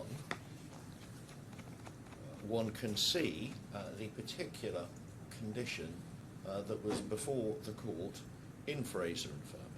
The insured shall take reasonable precautions to prevent accidents and disease. Which letter?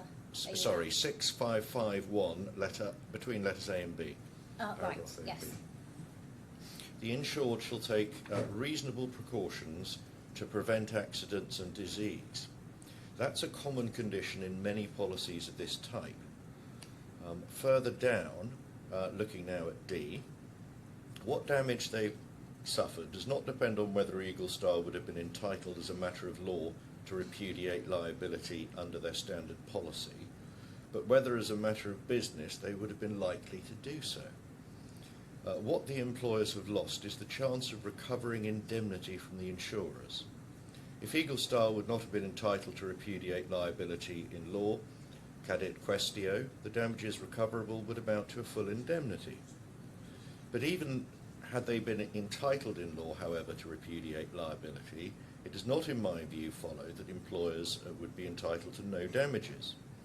The court must next consider, in that event, what were the chances that an insurance company of the highest standing and reputation, such as Eagle Star, notwithstanding their strict legal rights, would, as a matter of business, have paid up on the policy. And if one then turns on to page 6556, Lord Justice Diplock, at letter C, in my view, therefore, the court has to consider whether or not, in the circumstances of this case, and assuming that I'm wrong in the construction which I put upon condition 4, the particular insurers contemplated as such by the contract between the employers and the broker, namely Eagle Star Company, would have sought to rely on this condition to repudiate their liability under the contract. It's right that I should make perfectly clear that no evidence was called from Eagle Star to suggest that the company would have thought of taking such a course. The imputation which we're invited to make upon them is one which has been suggested by the broker alone, without any evidence from Eagle Star or anyone else in the insurance world, nor were other brokers called to support it. In considering the likelihood that such a point would have been taken, even if it were open, one must, in my view, bear in mind, first, the character and reputation of the insurance company which was contemplated by the third party, one of the great insurance companies in this country with a high reputation. One must also bear in mind that if insurers were to take this point, they would have to take it at an early stage, as soon as the facts were known to them, and before Miss Fraser, before the action against Miss Fraser against the employers was tried, because one of the terms of the policy is that insurers should take over conduct of the action, and if they did so and failed to repudiate with knowledge of the facts, there'd be a stop from doing so thereafter. And then, probably more importantly, Your Honour, on page 6557, just under A, fourth line down, it seems to me to be highly improbable that as a matter of business, a company of high reputation wishing to entertain business would conceivably take this wholly unmeritorious point in a claim of this kind. Thus, even if I were to take the view that the defence under condition 4 would have been open to Eagle Star if they'd elected to take it, and would in the ultimate result have succeeded if they had taken it, it seems to me to negative the idea that they would ever have taken it. Now, this is very important both for the purpose of this application, but more generally as well, when we get back to the decision diagram. What is said is, we know what Liberty do, that they will pay, and that therefore one can go straight from a finding 1 to 5, as it were, in the boxes on that diagram, and I will return to that, but we say that is wrong as a matter of law. But in any event, when considering this application, the Article 782 reduction in indemnity point clearly cannot be categorised as the type of circumstance where one looks at a loss of chance, a remote prospect that an insurer will take an unmeritorious point. This is a genuine and credible point. Moreover, it is correct that neither QBE or Liberty have taken the point to date. But they may well do so going forward, and they will be informed, clearly, depending on the outcome of this trial, about it.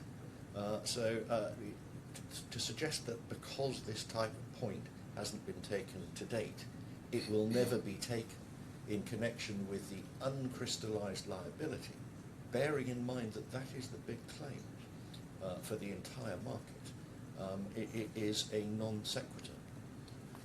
And so the suggestion that for the purpose of my application, the fact that QBE and Liberty haven't taken this point to date means that they never will, or that this is a wholly unmeritorious point, such as to fall into the loss of chance type cases, it is, we submit, simply wrong.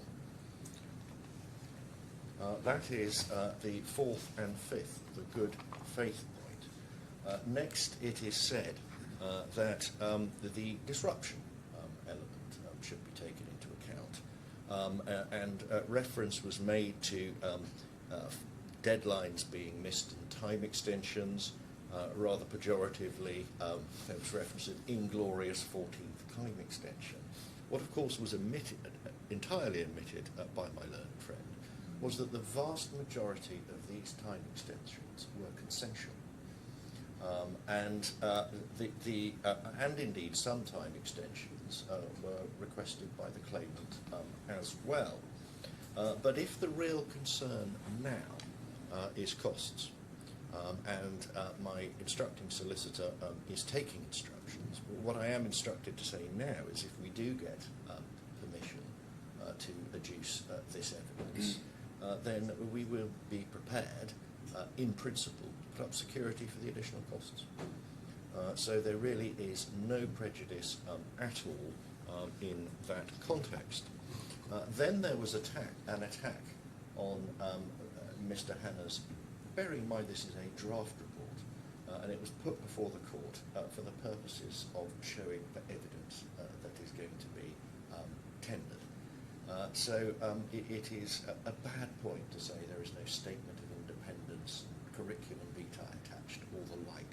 Of course there will be if we get permission, and that will be provided. The fact that it is not in this draft put forward for today's purpose only is, we say, a wholly bad point. Then it was said that the report's flimsy because it doesn't contain a great deal of reasoning on the increase in premium.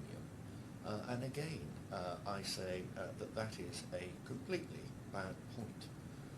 It is said that when one assesses premium in the market, one looks at rating schedules and the like, and one can give further detail to how additional premium is calculated. I think underwriting guidelines were referred to. Yes, I mean many big companies have underwriting guidelines, but this is a particular market. This is underwriting in the Middle East. Now, there may well be underwriting guidelines, but I very much doubt. In fact, I could be quite sure there'll be no guideline that tells you how much more premium to charge if an undisclosed fact comes to light. This is a unique circumstance. It's not something that could be taken from a guideline, from a rule book. It is and will be, because of the unique nature of this particular exercise, which is what would you have done had something been disclosed which was not disclosed and which was itself unique in circumstance, the first fire. So for that reason, the suggestion of flimsiness or lack of detail or lack of reference to underwriting guidelines, rating schedules or anything else is a bad one. But in any event, even if it were a good one, and my learned friend really thought that underwriting guidelines or rating schedules or any other premium calculation was necessary, then that could be put to Mr. Hanna. It is true that one does have complicated and detailed, frequently mathematical means of calculating premium in certain types of insurance. But that tends to be very different insurance to this insurance. One would get detailed financial modelling where one was dealing, for example, with certain excessive loss reinsurance treaties that cover hundreds of risks. But this is a particular risk, a particular incident, a particular increase in risk, and is not something that would be a matter for an underwriter's rule book, for want of a better word. So for all of those reasons, and in particular in view of the in-principle indication I've given the court about the putting up of security, we say there are not 5 complete bars to the application. In fact, there are none. That the supposed disruption for a 2019 claim, which has taken six years already to develop, is grossly overstated. The pejorative reference to time extensions is equally overstated.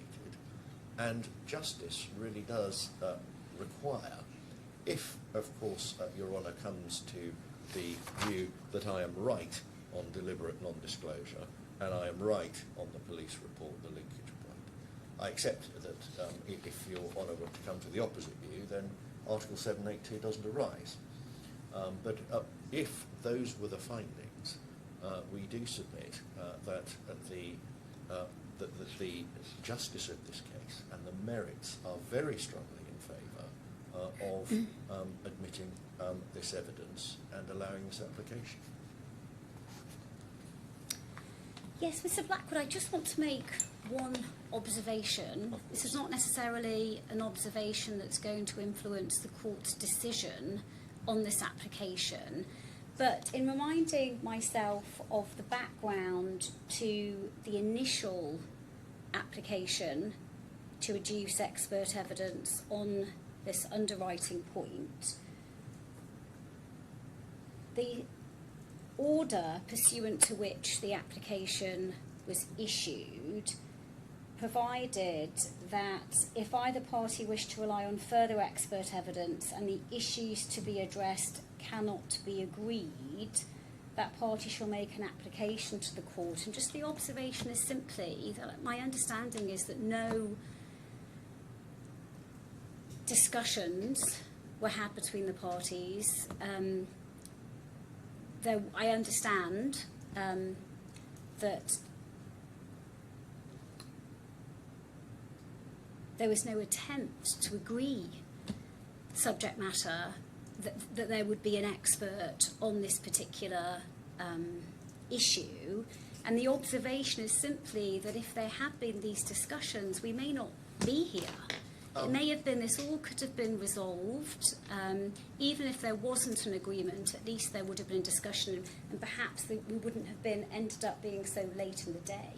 It's just an observation about litigation and the nature of litigation, and apparently some misunderstanding about what the order actually meant, whether it was necessary to seek to agree the subject matter of further expert evidence before the court was approached. And I just make that observation actually just to say that it's perhaps this all could have been avoided. I agree with Your Honour. I would have to take instructions as to whether any discussions did in fact take place.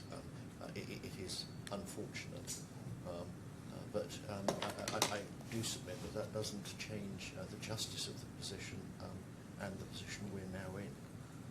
So for those reasons, unless I can assist Your Honour further, I was going to move on more generally to closing submissions.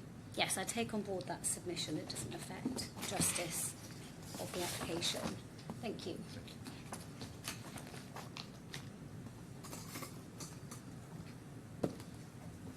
So, I'd like to start, please, with some commentary on the decision tree, with which we firmly disagree.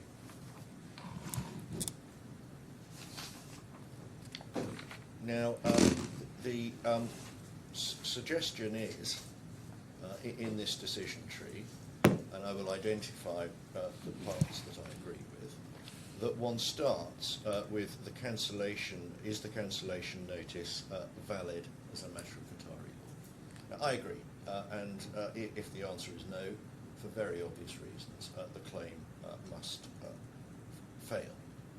But it is then said somehow that one can jump either through boxes 2, 3, 4 and 5 to the claim failing, or one can go straight from box number 1 to box number 5. Would LSM have paid in any event as a matter of fact? And that's a complete answer, it said, provided that the cancellation notice was valid.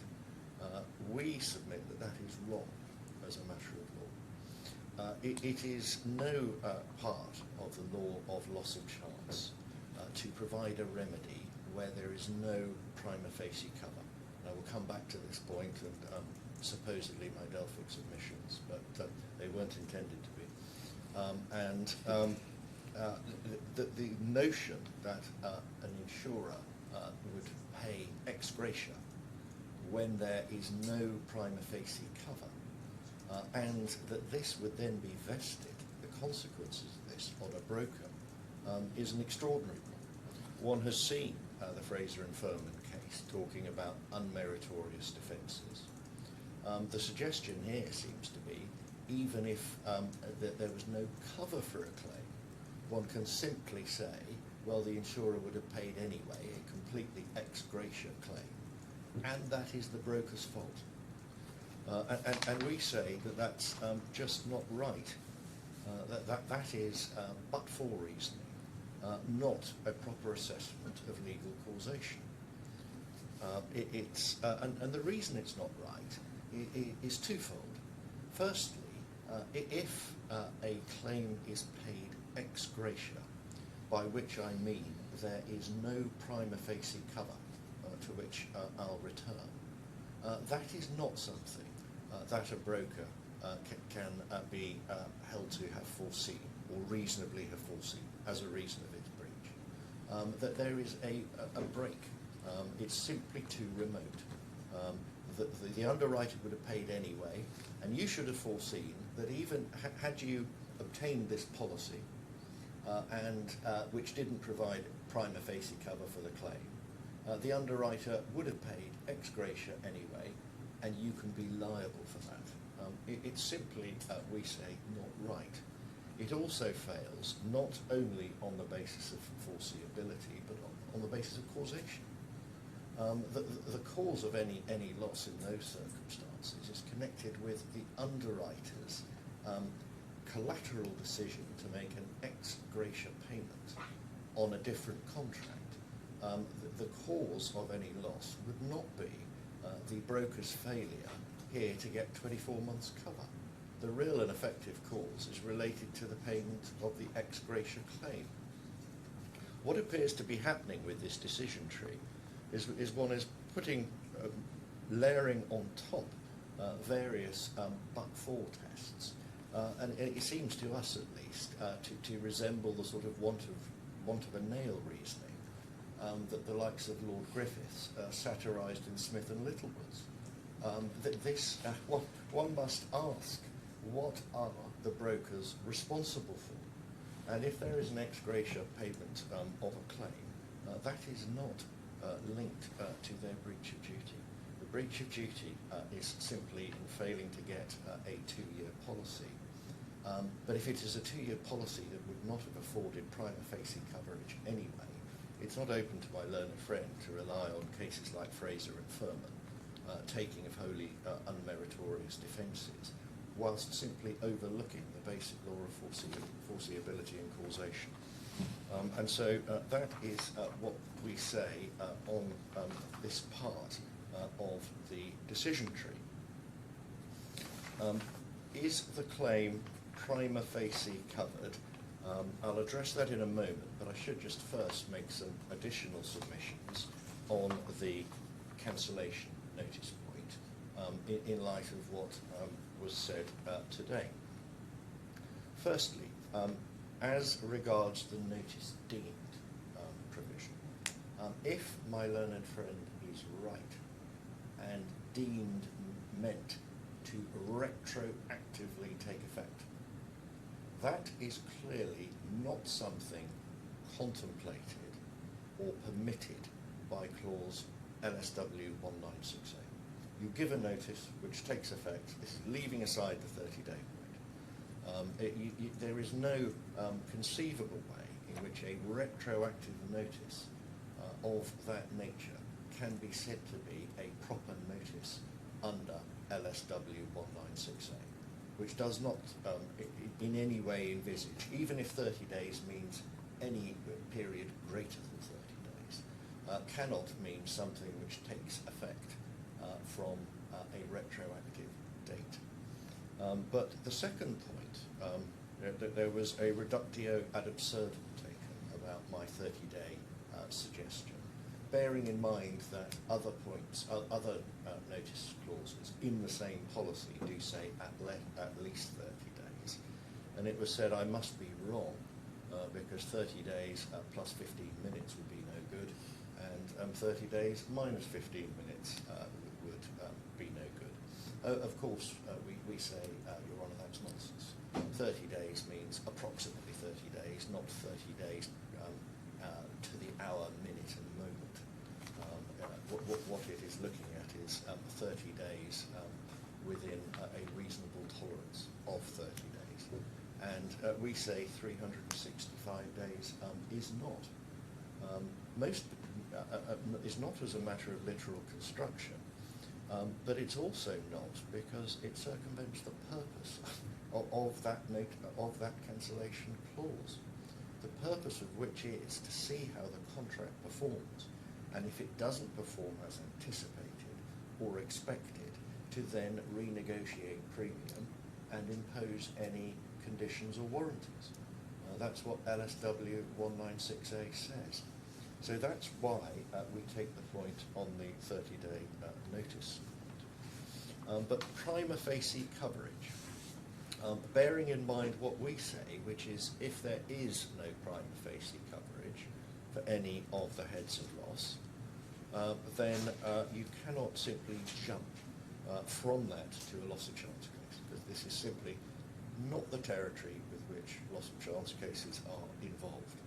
And I know of none where it's said that you placed cover which had no prima facie coverage for the particular risk, but nevertheless the insurer would have paid, and therefore you are liable for this expiration payment. And the cases that have been cited are a very long way from that. But if we do just look at the prima facie coverage, head of claim number 1. Now that is the loss of hulls claim. Now I accept that is prima facie covered, and I will be as transparent as I can be and anti-Delphic from here on in. If we go through each of these heads of claim, so claim number 1, it's common ground that this falls within section 1 of the Doha insurance. And I'd just like to bring it up. Head of claim number 2. Sorry, what page are we at? Sorry, please? 1869.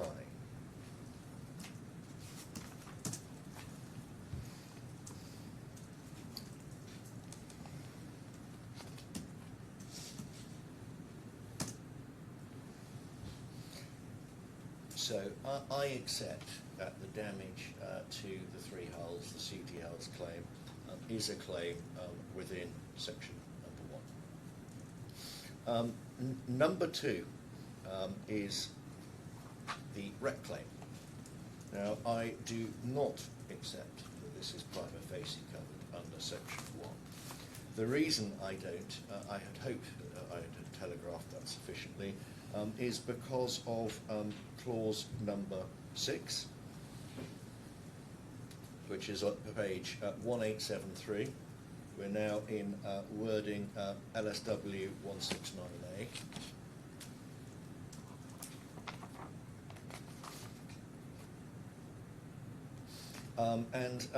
If one goes through the heads of cover, one has loss of or damage to any vessel or craft. Well, that's why the first claim, I accept the first claim.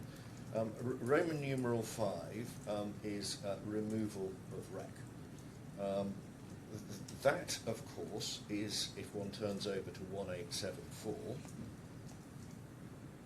not carved out of this particular exclusion, exclusion 9.1.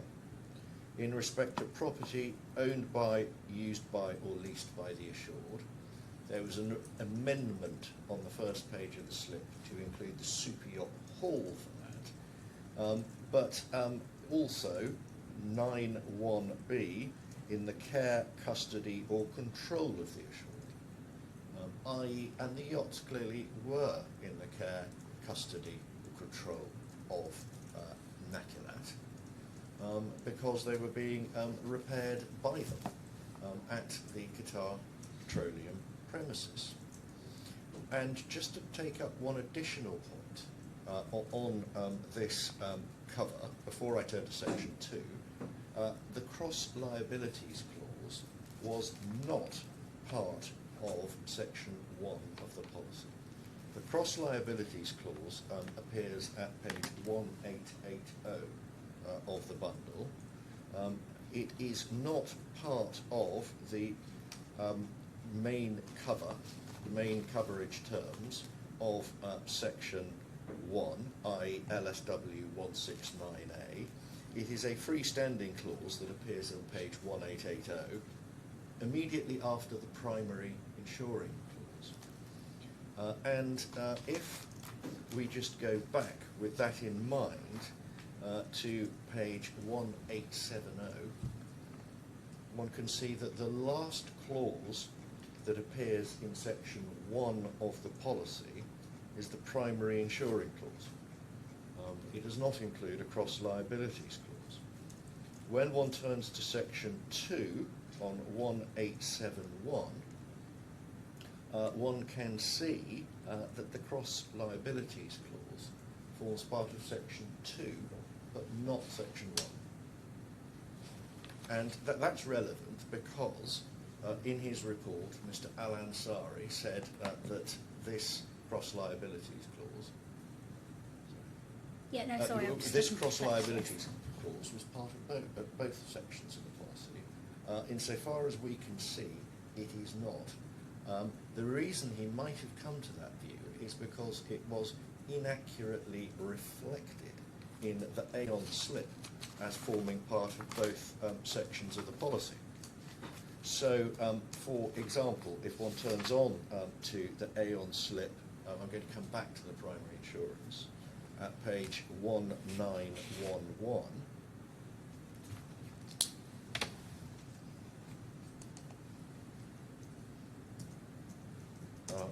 One can see reference to the cross liability clause as being part of section 1, as well as on the following page 1912 being part of section 2. So I don't know whether this has or has not infected any of the claims handling at the Aon level. But if parties thought that a cross liability clause was there under both sections of the policy, that may have tainted their thinking on coverage. I simply don't know. So it's not incorporated through LSW 169A? No. That's the point, and fairly my learned friend made that point in re-examination. It's not. 169A ends at page 1877. It's very clear.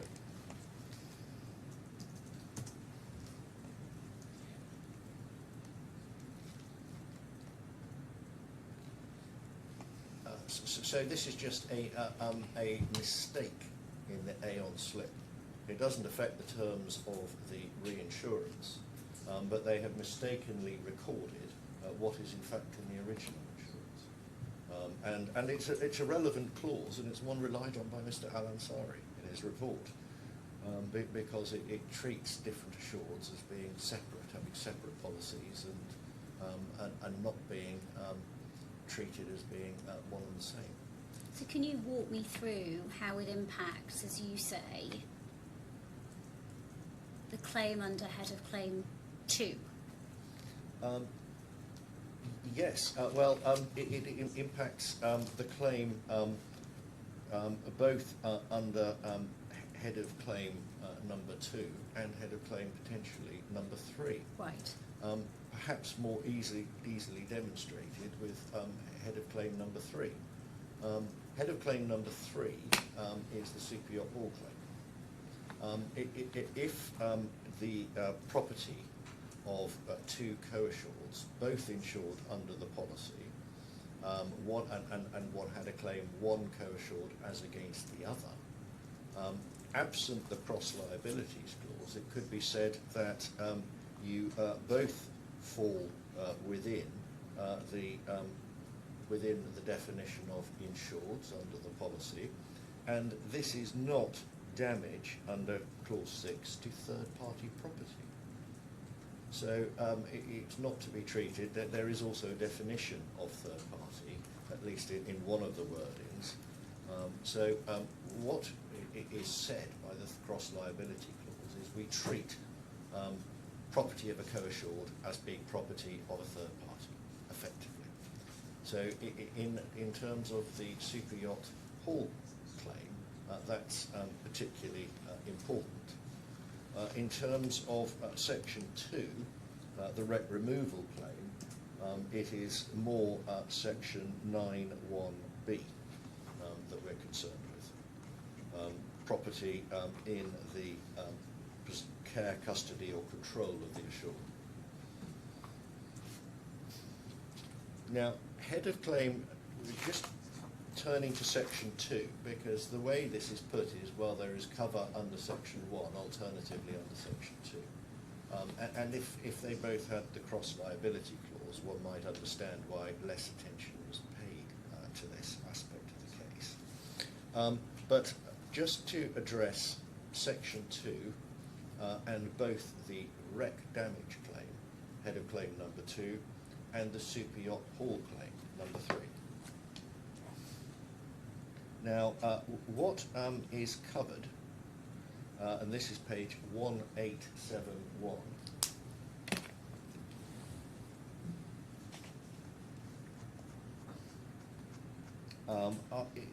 is legal liability resulting from damage to property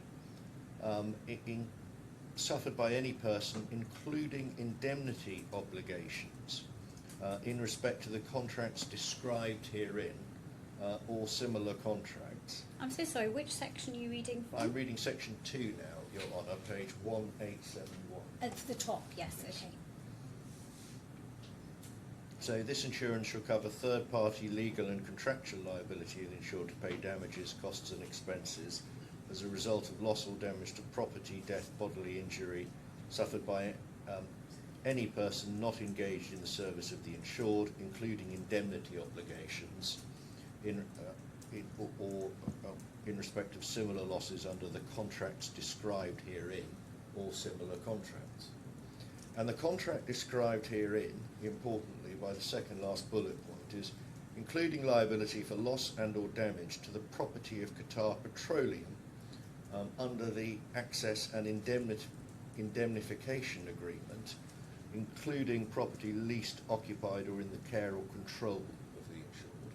So that would include liability for head of claim number 3, the super yacht haul claim.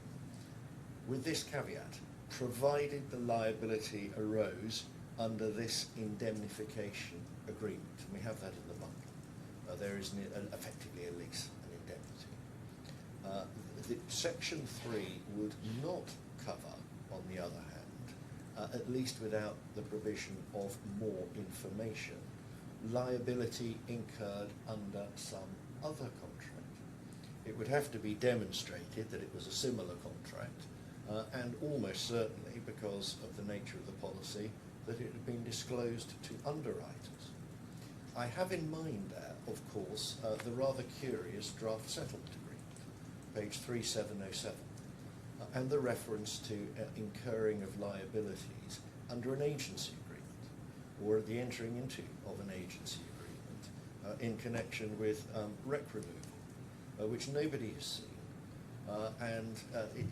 Without sight of that agreement or a proper explanation of how the liability was said to arise, it cannot be assumed that head of claim number 2, is in fact covered at all under section 2 of the policy. As to head of claim number 3, I make a similar point. Head of claim number 2 is not covered because it involves, because the requirement is for loss or damage or damage to the property of Qatar Petroleum, and the yachts were owned by Emiri Yachts. As regards the super yacht haul, it was, of course, the property of Qatar Petroleum, but all that is being insured here, without more, is liability arising under the indemnity agreement. So that's what I say on prima facie liability, Your Honour. And I was going to move on now to something that is completely missing, we say, from the diagram prepared by my learned friend, which is crystallisation of the claim. This is a liability policy. I asked Mr. Al-Ansari in detail about this, And I would please just ask Your Honour to, because I don't think there was any disagreement between us at the end of it, just to read page 46, line 22 to page 49, line 4.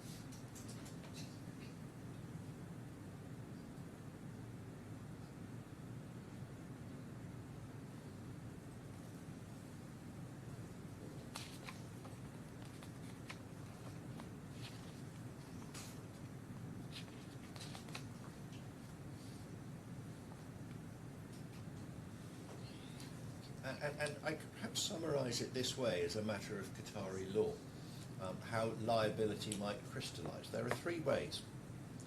One is by judgment, and I will return to the relevance, or we say irrelevance, of the Al-Qut judgment in that regard.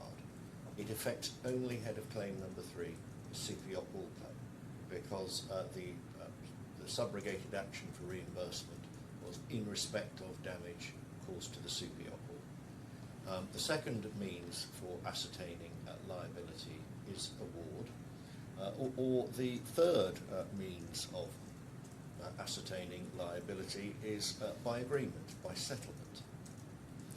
But Mr. Al-Ansari agreed here. We are talking about settlements not of QBE, but settlements by liberty on the Aon slip in circumstances where there were no material differences between the two slips and no different commercial considerations. This is page 47, lines 13 and following. And that, of course, assumes if Liberty approves a payment under the Aon policy, I think your statement is then it should act in good faith, consistently with that decision under the retrocession. Is that correct? Yes. And of course that assumes, doesn't it, that there are no material difference in terms or commercial considerations under the Aon policy and the Liberty retrocession, doesn't it? Of course. And some of the answer was inaudible.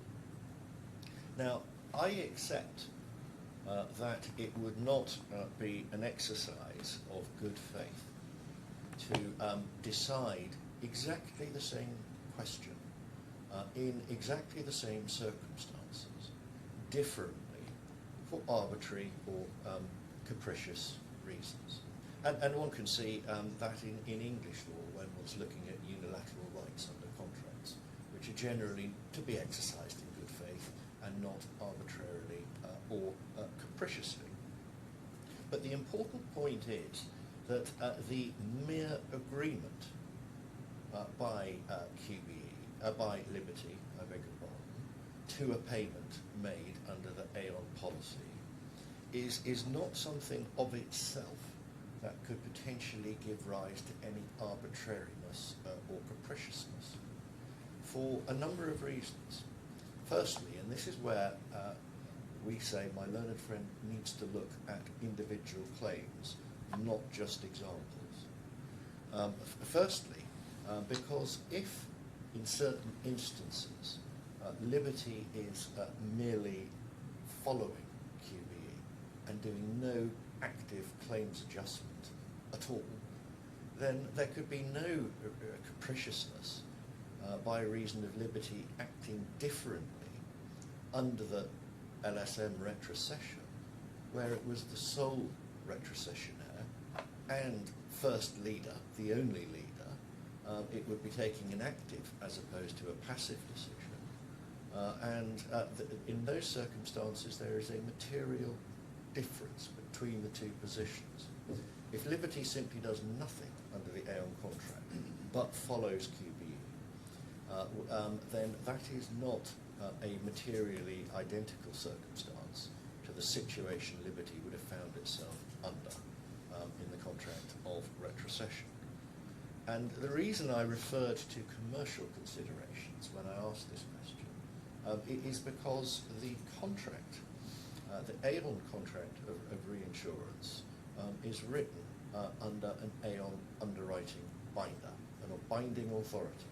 So it is Aon who puts down the stamps, it is Aon who has the contacts, such as Qatar Energy, and it is or certainly one of the world's most powerful and biggest brokers, and can exercise tremendous commercial influence, and one would imagine did for a client such as this, Qatar Petroleum, very important in the industry, and doubtless a client that generates a very large amount of premium income. The contract, on the other hand, the Liberty retrocession, was a one-off contract. It was for one particular line. It was not written under a broad binding authority.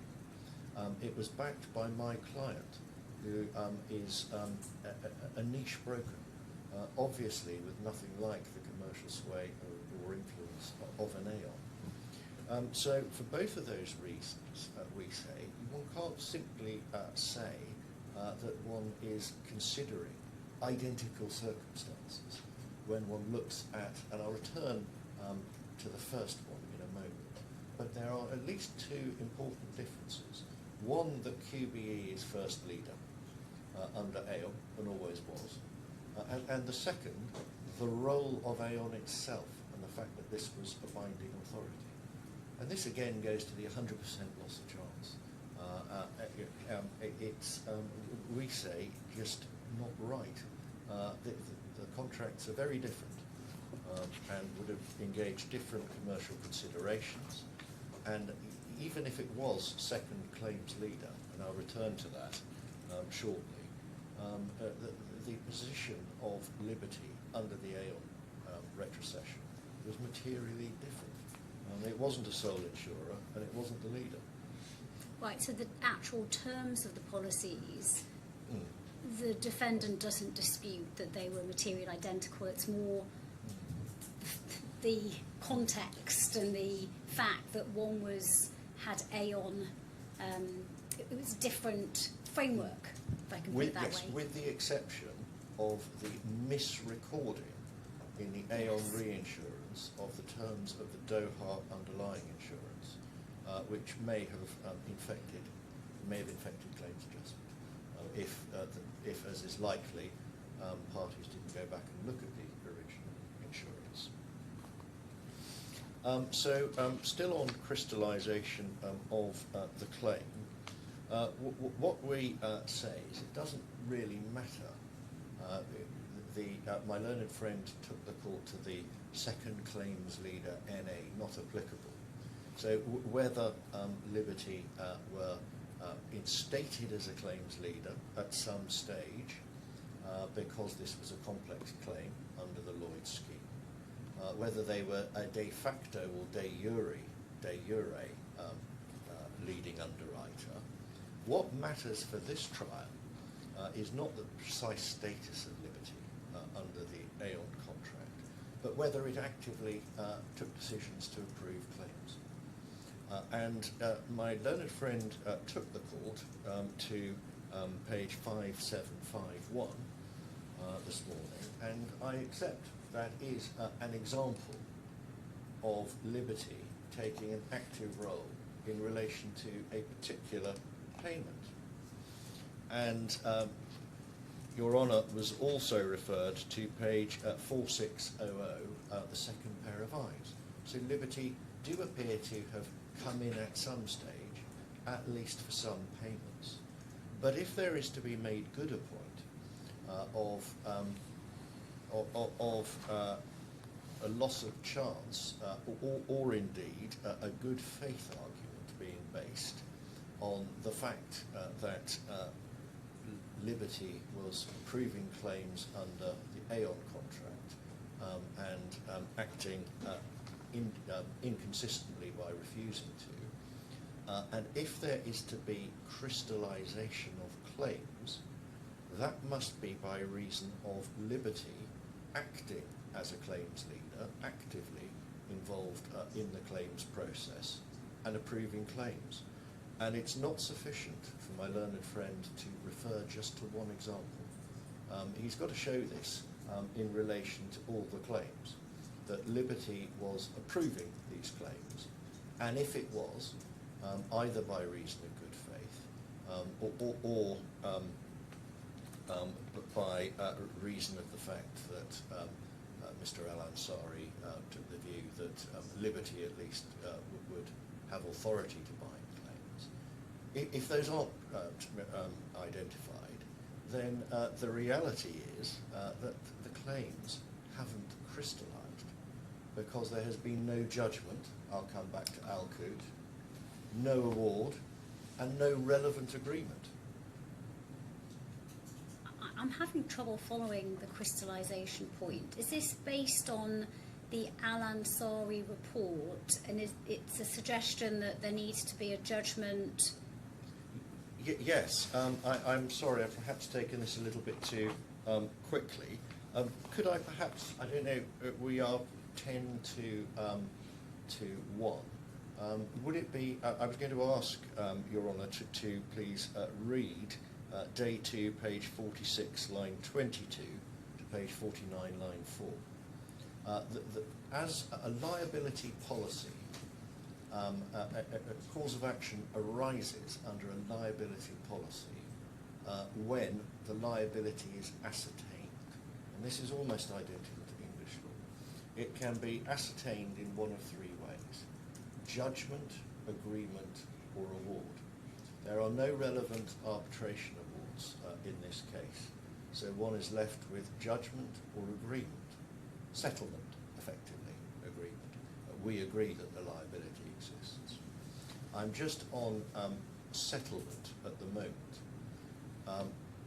Unless a settlement is entered into by a party which has authority to bind Liberty in some way in its capacity as retrocessionaire, then liability has not been crystallised. This is addressing the good faith argument that Liberty cannot, under one contract, act in one way, and under another contract, act in a different way. It is only if Liberty have authority to crystallise claims and settle claims for the purpose of Liberty under the retrocession, a different question, that the cause of action will have arisen. And I think this is largely agreed by Mr. Al-Ansari. So I was going to suggest, I'm going to try to put this in more simple, or perhaps explain it a little bit better. But I was going to ask you if it suits Your Honour, to rise now, and I will continue with this point. But I would ask the court just to read pages 46 to 49 of Mr. Day 2 of the transcript. I did read those Yes. just a while ago. Maybe what I need to do is go back and read Mr. Al-Ansari's report to understand the context. I think what I'm struggling to follow is this term, the crystallisation of loss, and what the relevance is to the payment of each claim under these policies, the insurance policy, the reinsurance policy, the retrocession contract. I'm struggling to understand how the crystallisation that you're referring to interacts with those, and it could just be my misunderstanding, but I will try and catch up. Thank you. Sorry, I'm obviously not explaining myself sufficiently clearly. If a claim was settled just by QBE, Liberty had nothing to do with it. Mr. Al-Ansari's evidence, I think, is that would not be relevant to the contract of retrocession. If a claim is settled by a party which does not somehow have authority to bind you, the claim isn't crystallised, irrespective of whether it's paid. So if a settlement is entered into by QBE alone and payment is made under the Aon contract of reinsurance, or indeed under any contract, the liability has not been ascertained for the purpose of you separately, because you haven't consented to that settlement. You mean if I'm participating in the Aon policy risk? Yes. My understanding is that the QBE would be the lead, Yes. but everybody will be participating, but because they had the most risk, they would just be leading and taking decisions, but that everyone would follow in. So if there was a settlement agreement entered into, everybody would follow into it, even if QBE made the decision. It depends on which settlement. If, for example, one is talking about the Amiri yacht settlement, I fully agree with Your Honour. That's a formal document, individual underwriters were involved, and everybody took part in that agreement. But if, on the other hand, a claim is simply approved by QBE by reason of its status as claim leader on the Aon reinsurance, that does not affect Liberty's position under the separate contract. The good faith argument of Mr. Al-Ansari is based on Liberty acting inconsistently in one role as from the other. And we say that in order for that to occur, Liberty has to actively do something, act as second claims leader or not. And if it does act as second claim leader and settles a claim on the Aon contract of reinsurance, then we accept that Liberty would be bound to act consistently under the contract of retrocession, a separate contract. Good faith requires that. But on the other hand, if Liberty was not involved in any particular payment, and the claim or payment was simply waved through by QBE, we do not accept that Liberty would be bound to act in the same way under the contract of retrocession, and we do not accept that the cause of action under the liability policy has yet accrued, because there has been no ascertainment of liability, no agreement by a party with authority to bind Liberty in its role as retrocessionaire. When you say if Liberty was not involved in any particular payment, you mean if there is not some express approval? Because my understanding, and again this may be wrong, is that the payments, the lead and the second lead approved the payments, and these payments have now been made, and so Liberty are involved in those payments, and I'm not...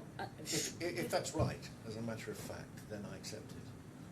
But we need to be shown some evidence that throughout this claim adjusting process, and we've seen just one example, the document I've referred the court to, of Liberty approving a particular payment. Right, that does not yeah. mean that they approved every payment or were involved in every But payment. if they paid, you're saying that's not enough. Yes. If they've just paid, Yes. there has to be express approval. But Yes, there has to be some active stance taken in claims adjustment. can't you approve by paying? Not if you... Well, you could approve simply by paying, there's no doubt. But that couldn't give rise to some sort of bad faith allegation under another contract where you're in a different position. If you simply approve because you're happy to follow QBE and you approve by paying, it wouldn't then mean that under the contract of retrocession, where you are the leader and you would have to actively manage a claim, a contrary or inconsistent decision would would be a bad faith decision.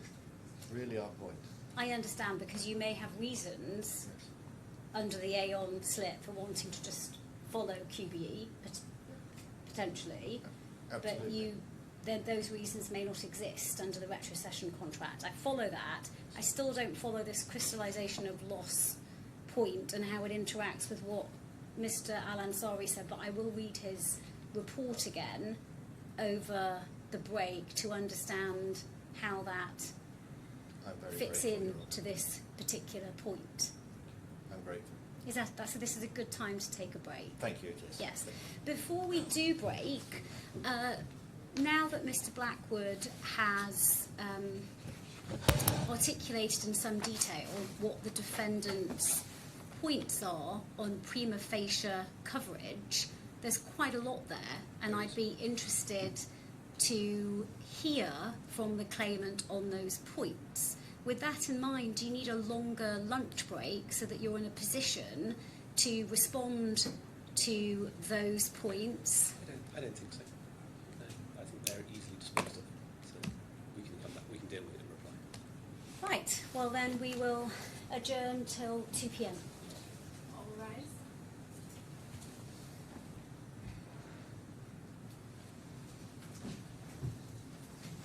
Your Honour, I wanted to make a few more submissions on crystallising loss and hopefully be a little bit more pellucid than perhaps. Well, I was hoping that I'd be with you by now, but I have to say I am none the wiser after doing my own research, so I'm very grateful you'll be Of course, of course. elucidating.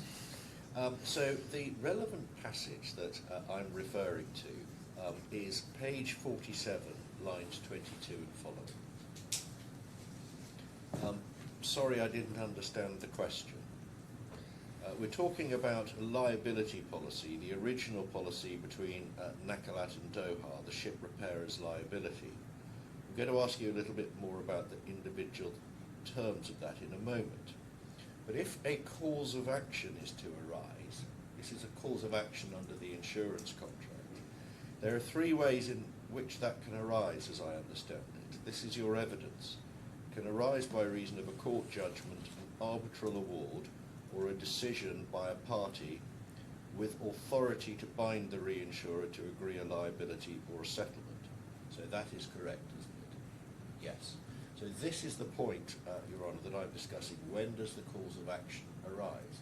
And that is important, because if the cause of action hasn't arisen, there can be no question of payment of interest or anything of that nature. And the relief sought, where a cause of action has not arisen, as my learned friends do, is declaratory. So what are we referring to by a cause of action? We are referring to a cause of action in relation to any particular payment which has been made. Yes. So if in this instance I've just given you a liability was agreed just by QBE, that would not bind Liberty on the retrocession, would it? Again, yes, unless there are cross-references. And if the agreement of a liability by a settlement or something like that is concluded by a party, that party would have to be a party with authority to bind the particular reinsurer, wouldn't it? Such as here, Liberty. Yes, but I can clarify my understanding here that QBE is the claim manager as the claim manager. They have the power to decide and bound into, get into settlements, then it binds everyone. Assume with me, for the purpose of this particular question, that QBE did not have authority to bind Liberty as retrocessionaires to settlements. If that is right, and there is no judgment or arbitral award, then the liability under the policy to pay an indemnity has not crystallised as a matter of Qatari law, has it? Because there has been no judgment, no award, and no relevant agreement or settlement. If they don't have the power to enter into the settlement, you are correct in this sense. That is really what I mean and what I'm referring to by crystallising a liability, accrual of the cause of action in connection with a particular payment. And the question I pose to my learned friend is, can you show us for each payment, going back to the previous point, that Liberty were actually involved in approving the claim as a second claim leader? Because what we've seen are isolated examples only in relation to some payments of Liberty doing so. And in relation to those payments, then we agree the liability will have crystallised. But in relation to other payments where there is no evidence of Liberty being involved at all, and simply QBE agreeing the claim, then there is no relevant cause of action that has yet accrued under the contract of retrocession, because QBE did not have authority to bind Liberty under the contract of retrocession. The good faith argument only arises as between Liberty, qua reinsurer, and Liberty on the separate contract, qua retrocessionaire, the obligation on them not to act arbitrarily or capriciously. And I've addressed your Honour on the commercial considerations, which we say would be different as well. But that is the point on crystallising of liability. There is a separate point on crystallising liability, which I do just have to address briefly, and that is Mr. Al-Ansari said, well, you've got the crystallising of liability for the Super Yacht Hall case because you've got the Al-Qut judgment. And that was a subrogated action by the captive insurer of Qatar Energy, seeking to recover sums paid out in relation to the Super Yacht Hall case. And the judgment, Your Honour, is at page 3641. And we say there are a number of problems with this judgment, and it remains an obscure document, particularly given that the draft settlement agreement at 3507 postdates this judgment by almost a year between Qatar Energy and Nakilat. And I put this to Mr. Al-Ansari. But insofar as this judgment is still relied on to crystallise liability for the third head of loss, the Super Yacht Hall claim, and it may not be, but we would make the following points.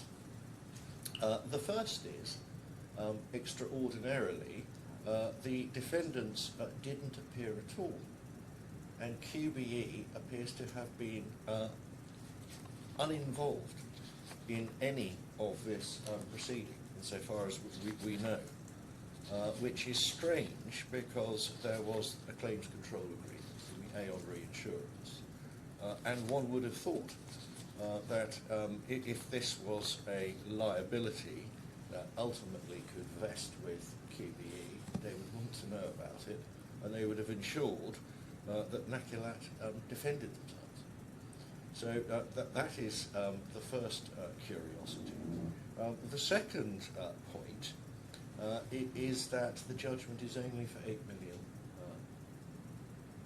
approximately. That's 30 million Qatari reals. That's at page, the final page of the judgment. So that's 3649. And if I could just refer that to Your Honour very briefly, for two reasons. Firstly, this is only a liability to that extent, self-evidently. But importantly, and I put this to Mr. Al-Ansari, I will give the reference shortly, the large claim which was brought for 115 million Qatari reals failed. And as I put to Mr. Al-Ansari, it is very difficult, very limited exceptions, once a claim has failed, or it would be very difficult for Qatar Energy to come back and make a fresh claim for the same big Super Yacht Hall damage which failed in this action as a matter of Qatari law. The reference, which I don't turn up now, is to day 2, page 82 to 83 of the transcript, where I put this point to Mr. Al-Ansari. Now, of course, this all goes to the third head of loss, which is, as yet, an uncrystallised claim. So we will obviously be making points like this to Liberty and to QBE going forward. If there is any intention to vest liability on us for this future claim. Now, a very small point on interest, a couple of points on the witnesses, because I do think some of the characterisations were rather unfair. Just before you go on to that, at some point, either now or later, can you please just give me the references from Mr. Al-Ansari's original report where this crystallisation of loss point was set out? Of course, Please, yes. thank you. This is in his first report. First report, I didn't read it, I struggled to find a bit. It was quite yes. a long report, yes. This is why I asked him about it, of course. Interest in the event that my learned friend succeeds, we only have one very small, narrow, and I'm not sure it is an actively contentious point. At page 172 of the trial bundle, interest is sought from the 7th of October 2020 in respect of head of claim number 1. This particular invoice, a debit note rather, was sent once on the 7th of October, but then 2 different debit notes were sent on the 31st of October. It's 5728 and 5727. But we say this is the first claim. It would be reasonable for somebody in the position of Liberty to take some time to consider this claim commercially before it paid, and so that interest should start from the 7th of December. So a 2-month period in which to consider commercially reasonably whether you should be paying this claim. I don't think that is going to be highly contentious, but my learned friend will inform me if that's not right. Then the next point I wanted to address is what was said about Ms. Maria Kuznetsova. Just one second. So there's nothing else on interest about compound interest, 9%? No, we don't take issue with the rate or compounding. So the basis and the rate are not an issue. Thank you. So yes, witnesses. We do say on our side of the court that the criticism of Maria Kuznetsova in particular was rather unfair and gratuitous, that labelling her as a scholarly teacher or something of that nature. She's really been criticised for being diligent, and as she did ask a lot of questions, but the purpose of those questions, of course, was to ensure that retrocessionaires paid. So she was not forgetting who she was acting on behalf of at all.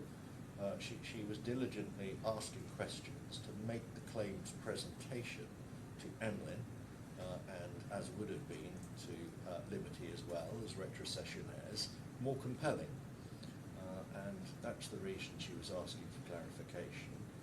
So we do say that that's unfair, and that the court ought not to go down the route of adopting that characterisation. As for Mr. Mahanadi, he was unfortunately, by reasons beyond his control, placed in a very difficult position, both as regards to interpretation, which really didn't work seamlessly, particularly when anything other than a very short question was answered. He obviously had issues with the Arabic translation of his report. And so we do submit that the court ought to give Mr. Mahannady a little bit of latitude, bearing in mind the translation issues that he had, and also the fact that clearly he was trying to do his best, and when, for example, asked if he'd read a particular report, he was being transparently honest. If he'd only read a summary or skim read something, he said so. So we submit that those are unfair criticisms. In terms of declarations, my learned friend has handed me up a copy. No, I don't. Yes. Sorry, I had one circulated. I thought it had been.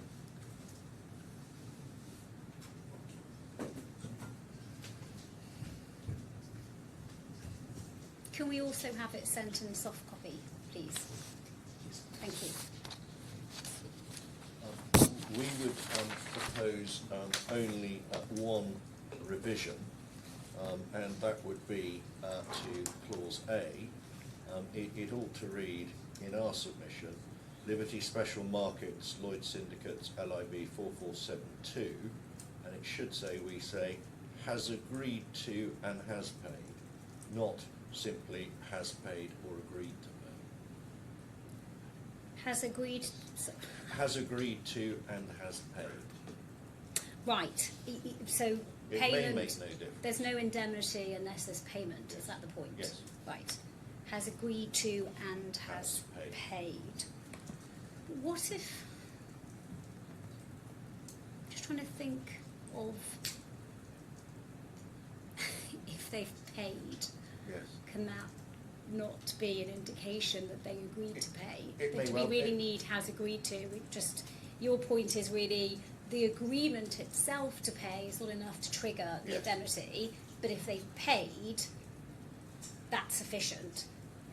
I think that's probably. Because if we add in correct, has to be honest. agreed to, then we're getting to issues of evidence of the agreement. Can I take Separately. instructions on that point, Your Honour? But I see the faults. Right, on so that point. subject to your further instructions, LSM has paid. That invoice is the defendant's submission Yes. on what will be the On- correct declaration if the claimant succeeds. That's correct.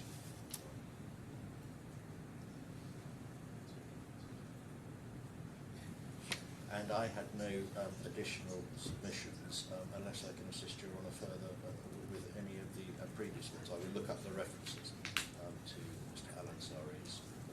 That's helpful. Thank you.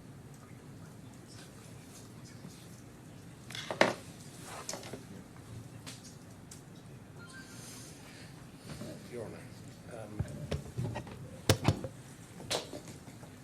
pick up a number of points from ERS's closing, starting with the cancellation notice. 2 points on the cancellation notice, so we're box 1. The first argument was that the use of the word deemed meant that it was not a proper notice. The problem with that argument is it finds no basis in Qatar law, and it's a point of Qatar law. ERS has served no Qatar law evidence on the point, and Mr. Alansari had no truck with the argument when he was asked about it in cross-examination. Secondly, we made the point that the parties cannot have intended that notices given 30 days and 1 minute 15 minutes, or 15 minutes or 1 minute less than 30 days were intended to be a nullity. The response to this was that the contract apparently means 30 days or, and I quote, within a reasonable tolerance. That's the submission we heard this morning. 2 difficulties with this. First, again, it's a point of Qatar law as to what the clause means, and this is not a construction, the within a reasonable tolerance construction is not one suggested by Mr. Alansari, and of course ERS has no expert evidence of its own that that's what the clause means as a matter of Qatar law. And secondly, even if that hurdle could be cleared, what does within a reasonable tolerance mean in this context? ERS offers you no guidance, and that's not surprising since it appears to have been a construction that only occurred to them this morning. So that's all I wanted to say on box 1. Do we have Qatari law principles of construction of contracts? I don't recall seeing that. We Is do, it? I think that in terms of a reference, I'll Thank come you. back to you on that if I may.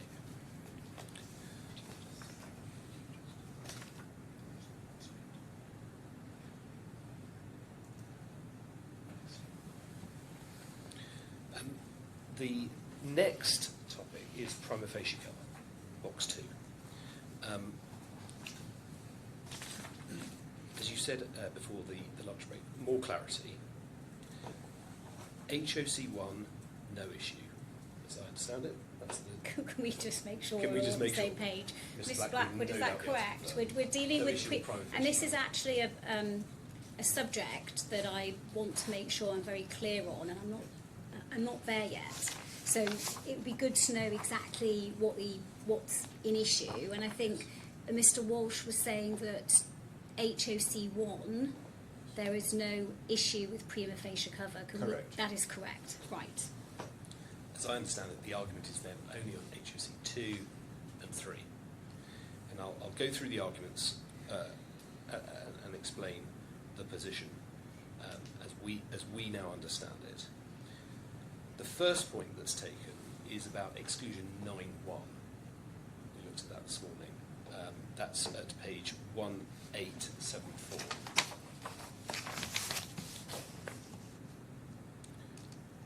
And what is excluded is liability in respect of property, relevantly then B, in the custody or control of the assured.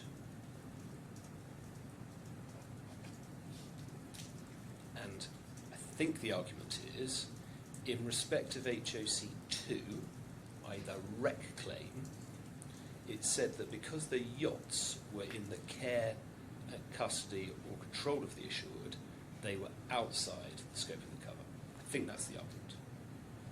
And there is a simple response to this point. The exclusion... Can I just say, sorry, if that's not the argument, I want to make sure we meet because I want to be really clear on this.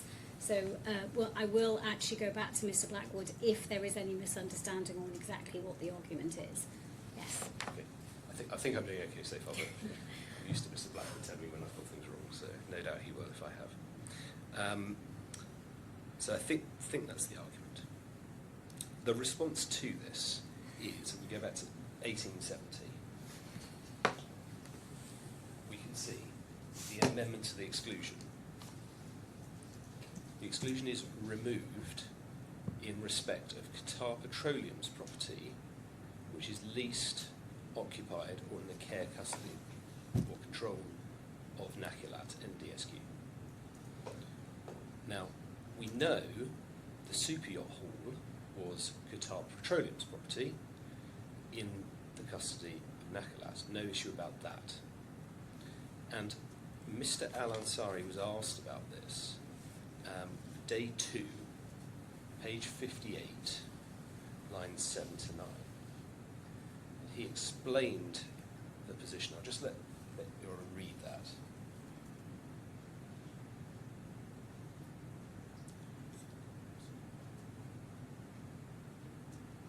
So at the top of the page, he's being asked about the wreck removal claim. That's what we're talking about here. And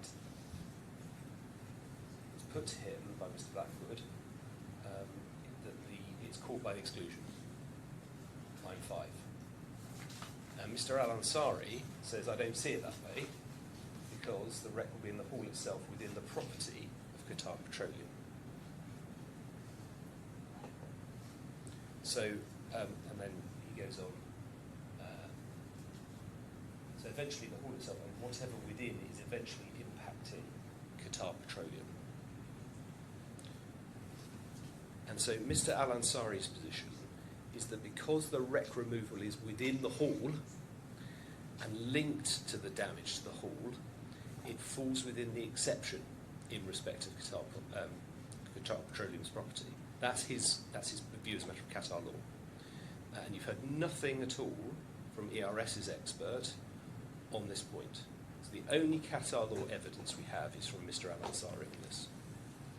We've got a Qatar law policy, and he's explaining to you how to construe this exclusion. And he's saying it's not court.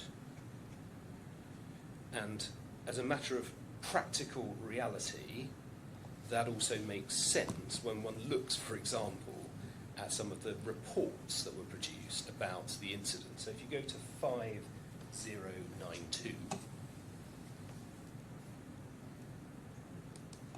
got a Sedgwick report from the 18th of August 2019, and if one goes on to 5097, there's a discussion about the nature and extent of the damage. The third paragraph under that heading, the building structure facilities included various gantry cranes mounted on secondary steel gantry rails that have been damaged to varying degrees. At the time of our initial attendance, 2 NO of the gantry cranes had collapsed and come to rest against the scaffolding surrounding the yachts. As the date of our inspection inside the building, a further gantry crane collapsed, bringing some of the secondary steel gantry cranes and building cladding down with it. And then if we look at the photographs, 5128 and following, and zoom in, I think one can see the debris that results from all of this. I'm not going to take you through the next page, for example. You can see that these are the structures of the hulls completely enmeshed with the hull. And you don't need to look at them all now, but it's 5128 and following, 5138 and 5193, just to get a sense of what's going on here. In other words, we're not looking at simply the damage to the hull of a yacht in isolation, somewhere in the middle of the ocean, for example. The wreck removal is inextricably linked to the damage to the hull, and that's really Mr. Al-Ansari's point. So that's the answer to it. But even if you were against us on this point, and for the reasons I've given, we submit you ought to accept the only Qatar law evidence there is on this point from Mr. Al-Ansari. We're talking here about a $150,000 element of the claim. And if I can show you 2 documents for this, we are looking at 5085.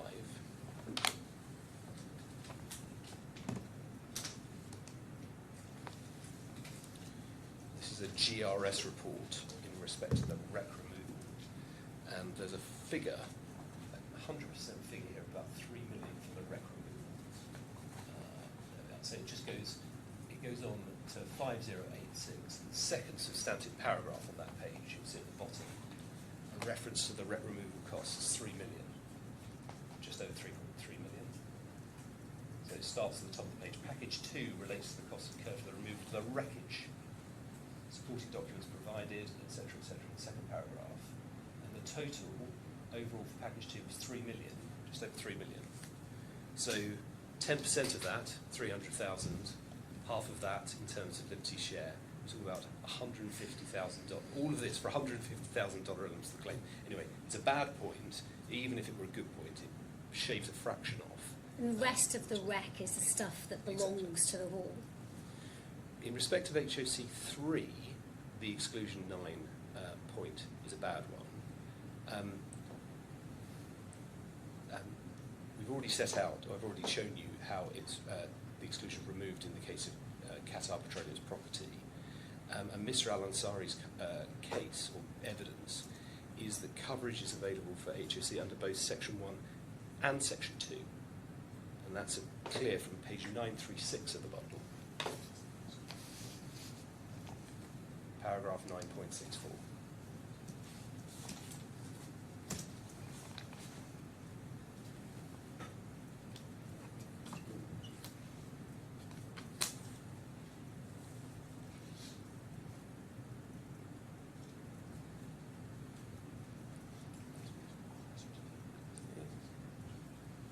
So that takes me, given what he says there, to cross liabilities, which is, as I understand, the second point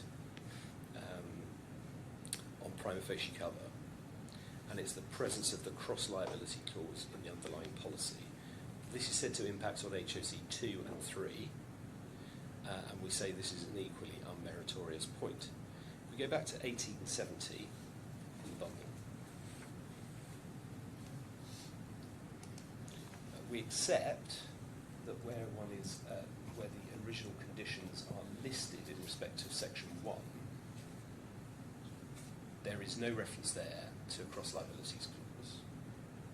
But there is, when one goes on to the next page, in respect of section 2. But one also has to read the policy as a whole. And if one looks at the clauses which are actually appended to this policy, and we go to the end of the conditions that are LSW171A, which, so those end at page 1879.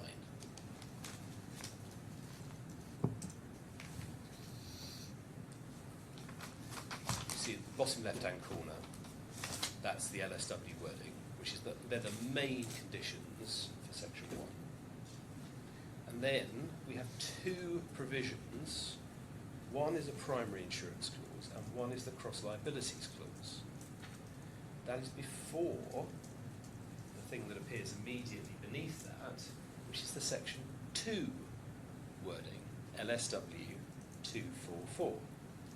And we know that this means that the cross-liability clause applies to section 1, because if one goes to page 1886, which is at the end of the section 2 clauses, there's another cross-liability clause.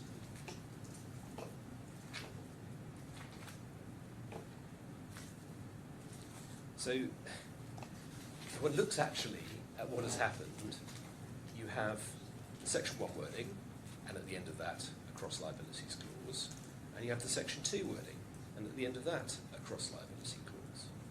There are two. So the argument that there's only one and it only applies to section 2 cannot possibly be right. There are two in the actual policy wordings, and we can see that from the wordings that are in the bundle. We've got one for section 2 at page 1886. That's at the end of the section 2 wordings, which start at page 1880, and there's another one at the end of the section 1 wordings, which end immediately above the reference to LSW 244.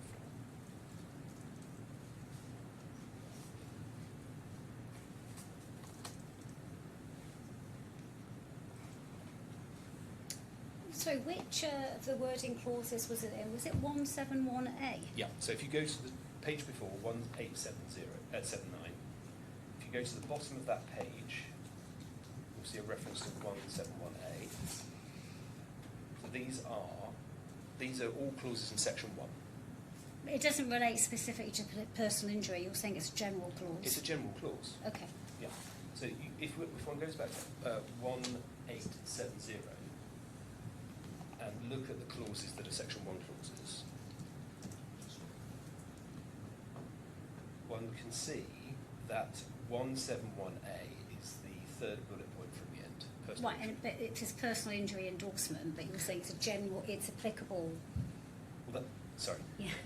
So what we've got here are a list of conditions that are in section 1. And what normally happens is they're then appended to the policy, and that's what's happened here. So if we scroll through, and before we scroll through together, if one looks down one page onto 1871, we can see the first provision that we're expecting to see in section 2 is the second bullet point, LSW 244. So if we scroll down now through, we'll see the contract wording and clauses, and we're in section 1. These are all clauses 169A, keep 1873, carries on all the way through to 1877. And we have the detention endorsement. If you go back to 1870, you'll see that. keep going until you get to 1880, and you'll see the reference to 244, which is where the Section 2 cover begins. And if one then scrolls through the Section 2 cover, eventually at the end you get to 1886, which is the cross-liability clause in that section. So there are two, one for Section 1 and one for Section 2. And you have to read the policy as a whole, and there's one in each. So that's it. How does this point relate to HOC 3? If we're right that there is a cross-liability clause in Section 1, then there's cover under Section 1. If not, I think Mr. Black would agree that there would be cover under Section 2 for HOC 3, insofar as the liability arose under the access and indemnity agreement. Do you remember? And I think he said it was unclear what the point is there. But the simple answer to that is Mr. Al-Ansari's evidence, which is at page 933 of the bundle, paragraph 9.48, where he says that there is cover under the access and indemnity agreement, and that's the Qatar law evidence you have on the point.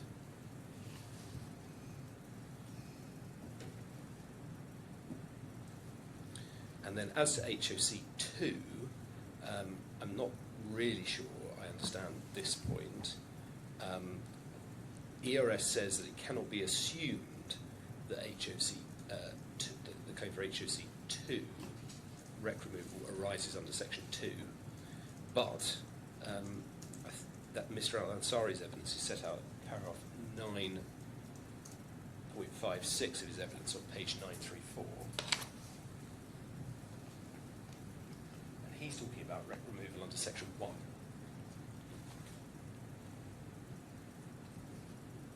So that's what we have to say on prima facie cover. In the end, although it seems complicated, actually there are actually simple answers. Turning to crystallisation of the claim, this sounded at times like it might be a good faith point, and if that is all it is, then I understand it. That's fine, and I can deal with it, no problem, because we've got the good faith point in box 4 in here, and so if that's all the argument is, I understand it. However, when it was first introduced, it was suggested that this decision tree ignores crystallisation of loss altogether. And if that means that it's not encompassed by any of these boxes, I'm afraid I don't understand the point. More than that, the whole point of doing the decision tree in this way with the 5 points was, you remember when I opened the cases, there are 5 points, and these are the points we're here to address. If there's another point that's not here, we shouldn't learn about it for the first time in closing. If it's just a good faith point, then it's a box 4 point, and I can address it and deal with it, and that's fine. If it's something else, then obviously we do object. In terms of good faith and whether Liberty can adopt a different position on the retro cover to the position it's adopting on the reinsurance, we say that point is easily disposed of. We make 3 points. The first is, it's not, I don't know how seriously it's being suggested that Liberty is not a second agreement party, but we've seen the correspondence and they clearly were acting as a second claims agreement party. And that means that their agreement was required before QBE could pay invoices. Both the leads needed to agree for any invoice to pay. So if you see an invoice that's been paid by QBE, where there's a second agreement party, that can only have been paid with the agreement of the second claims agreement party. And we cited the Lloyd's scheme in opening. Do you remember the Lloyd's claim scheme? And I cross-referenced it. It might be useful just to hand up a copy, if I can, of precisely the clause we're talking about. I know you're familiar with it because you asked questions about it in opening. Thanks. Yes, what I've handed up is not the whole agreement because it's quite long. But if one goes to the second third page of this PDF, but it's heading Claims Determination Complex Claims, clause 6. So above that is standard claims, and beneath Claims Determination Complex Claims. And paragraph 6, a complex claim shall be determined by the managing agent of the lead Lloyd's I'm so syndicate. sorry, the source I don't see in 6. Apologies. Have you got a table right at the end? Oh, yes, I've got a table. Penultimate page. Yes. Should have 10 at the bottom. Page 10, it should say page 10. Oh. Yes. Yeah. And then if you look halfway down the page, it says claims determination, complex claims. Yes, I have that. And it says at 6, a complex claim shall be determined by the managing agent of the lead Lloyd's syndicate in agreement with the managing agent of the second Lloyd's syndicate. We've seen the slip, and that Lloyd's is the second Lloyd's syndicate on the slip. And 7, in determination of a complex claim, 1, the managing agent of the leading Lloyd's syndicate shall act on behalf of the leading Lloyd's syndicate and the following syndicates other than the second Lloyd's syndicate. And 2, the managing agent of the second Lloyd's syndicate shall act on behalf of the second Lloyd's syndicate and the following Lloyd's syndicates. So, where you're in a complex claim, you're just not in a world where Liberty can wash their hands and say, oh, it's just agreed by, as between the leader and Aon, and stitched it up. Liberty need, under this scheme, to be actively involved, and that's why I've shown you some examples of where that's happening. And so we're not in a world where Liberty are passive. They can't be. And that's why it's played out like that.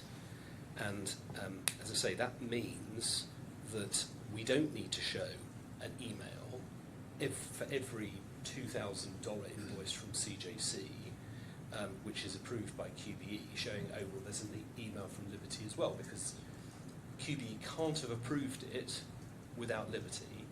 And the whole point of attaching to our opening that schedule of references for every single payment to identify where in the bundle you find a QBE approval, and if you've just got a QBE approval, you know there must have been a Liberty approval, because they need to agree with QBE to make a payment. And some of them, you do actually have evidence of a Liberty being involved. So, for example, the email chain as second, Liberty agrees as well. So some there is specific evidence. Others, what you've got is Aon. But because it's a complex claim, you know that payment has been agreed by Liberty as well. So they're not passive observers. They're not allowed to be passive observers. So that's the first point. Second point is, regardless of that fact, paying a claim is not a passive act. You have to take a conscious decision. There are plenty of cases in the law reports where you have, treat a different scenario, you have one lead underwriter and a following market. Sometimes the following market don't pay, even when they're bound to. You have to actually authorise payments to be made, to be remitted. Each underwriter has his own separate contract of insurance with the policyholder, and each one is going to be called upon to make a remittance. That is not a passive act, that's a decision. And the third point seems now to be accepted that the actual terms of the retrocession cover are materially the same as those in the Aon slip. The point canvassed, and it really was no more than speculation, concerned commercial considerations that might have played on Liberty in handling the claim on their reinsurance, which wouldn't be a factor when it handled the claim on the retrocession.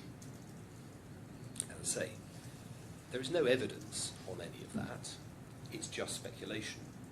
But even if those were points that ERS could establish, why is it not bad faith to agree a claim on the Aon slip purely to remain in Aon's good books and not take points on cover or adequacy of documentation, and then refuse to pay that very claim when exactly the same documentation is presented to you at the retrocession level. Again, it's a quintessential example of not adopting a good faith approach.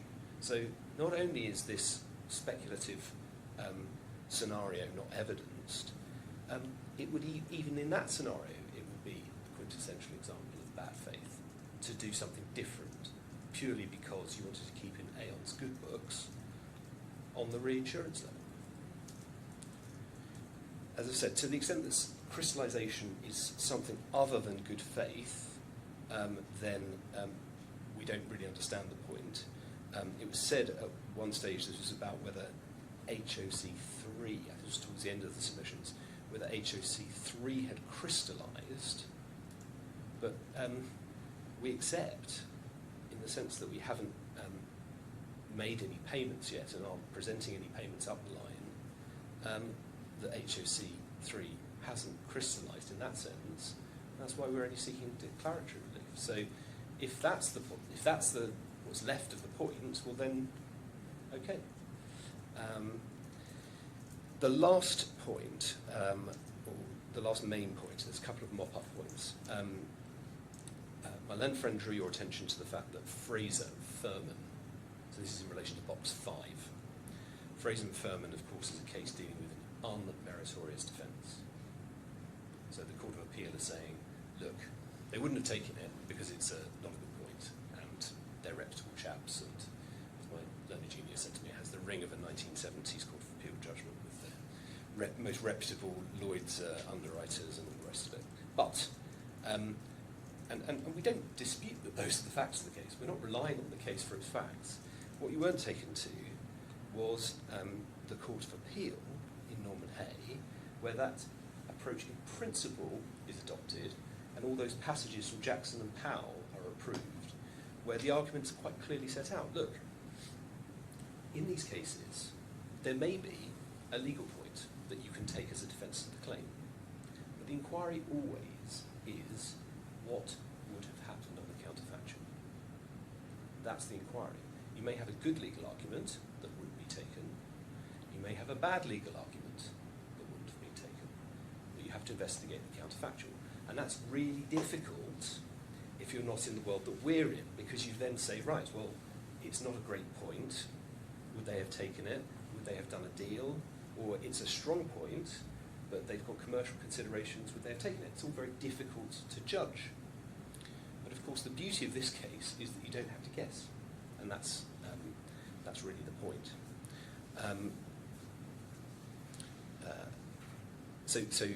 In terms of, I think it was suggested that there was a point taken on whether if you don't have prima facie cover, then you can't go to would they have paid as a matter of fact. So I think my learned friend says, well, you have to get through prima facie cover in order to get to, well, they wouldn't have paid in any event. So yeah, I think the point was you can't skip 2. you can't skip it. Yeah. I think that might have been the point. Yeah. And in other words, we need to clear 1 and 2 in order to get to 5. Now, I've explained why we clear 1 and 2, but even if we're wrong about that, it's just not right, because all of these cases where one's considering, well, what would have happened had the broker put the cover in place that he was meant to put in, you're always considering a case where, more often than not, you're considering a case where you've got an avoidance defence, or you've got an exclusion, or the insured hasn't met a condition precedent, or is in breach of warranty, something like that. All of those take you outside of prima facie cover, because take an exclusion. You determine the cover by looking at the perils and the exclusions together, and if there's an argument on an exclusion, well then that takes you outside prima facie cover. If it's a good argument, it takes you outside prima facie cover. Now, in most cases, if there's a slam dunk defence, an exclusion or something of that nature, and you've got nothing else to go on, no doubt the conclusion will ordinarily be that claim is very difficult, we're going to discount it massively on a loss of a chance basis, and so on and so forth. So as I said, the beauty of this case is you don't have to try and speculate, because you have the counterfactual role or world has either played out before your eyes in respect of the crystallised claims, or will play out before all of our eyes, in respect of the uncrystallised claims. One further point was taken on this was the idea about, well, are these damages foreseeable if it's not within prima facie cover? And the answer to that is, well, the argument seemed to be, well, when QGIR contract with ERS and require them to exercise reasonable skill and care in their contract with ERS to place the retrocession, ERS couldn't possibly contemplate that if they fail to do that, they might have to bear claims that fall outside prima facie cover. That's not foreseeable. That's the argument. The argument is wrong because if one's looking at insurance and reinsurance, people that operate in the insurance and reinsurance market, which we are here, we're looking at ERS as a retrocession broker, QGIR, a reinsurer seeking retrocession. These people are familiar with how the market works. The idea that is only foreseeable that claims will be paid that are squarely within the four walls of the policy is ridiculous. Everybody knows that insurers, reinsurers, retrocessionaires pay claims for a variety of reasons. So the foreseeability argument goes nowhere. Nobody in that market foresees that the only claims that are ever paid are ones that are absolutely smack bang in the middle of cover with no arguments to the contrary.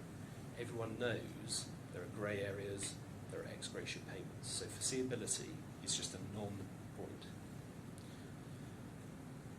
There will also be an answer in all of these claims.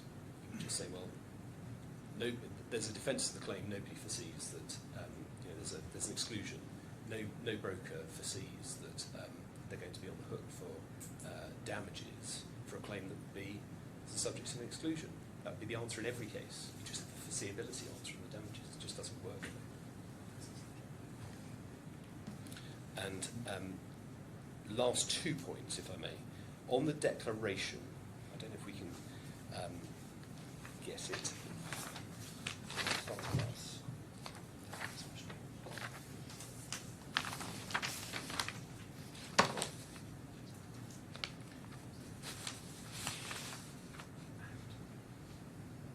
Yes. So we object to the paid and agreed. It's an either or. Once Liberty has agreed to pay, it's bound by the good faith argument to pay on the retrocession. But what if we just get rid of agreed and just has paid? They will have agreed first. Yes, that's it. So on the Aon side, Liberty's payment is not a prerequisite to our ability to claim on the retrocession. The reason being, that's on the Aon slip. The reason the good faith argument binds them by the retrocession is because they have agreed to do something, whether the funds have left their account or not. They have said, we are paying this claim, and the funds leave the account later maybe. I'm thinking more from an evidential point of view. The fact that they have paid would mean that they had agreed, whereas proving that they have paid, I presume is going. I don't know, but I presume is going to be easier. That's where I think you might be wrong. Right. If I may say so respectfully. Right. The reason being that often the payments will be done by netting off premiums against claims and claims against claims. And so actually, whilst in many cases it may be right that you could say, right, there's a payment, that's fine, and you can evidence it. If it's subject to a complex netting off arrangement, that might not be so straightforward. Whereas if we could produce the email where, as between Aon, Liberty and QBE, by which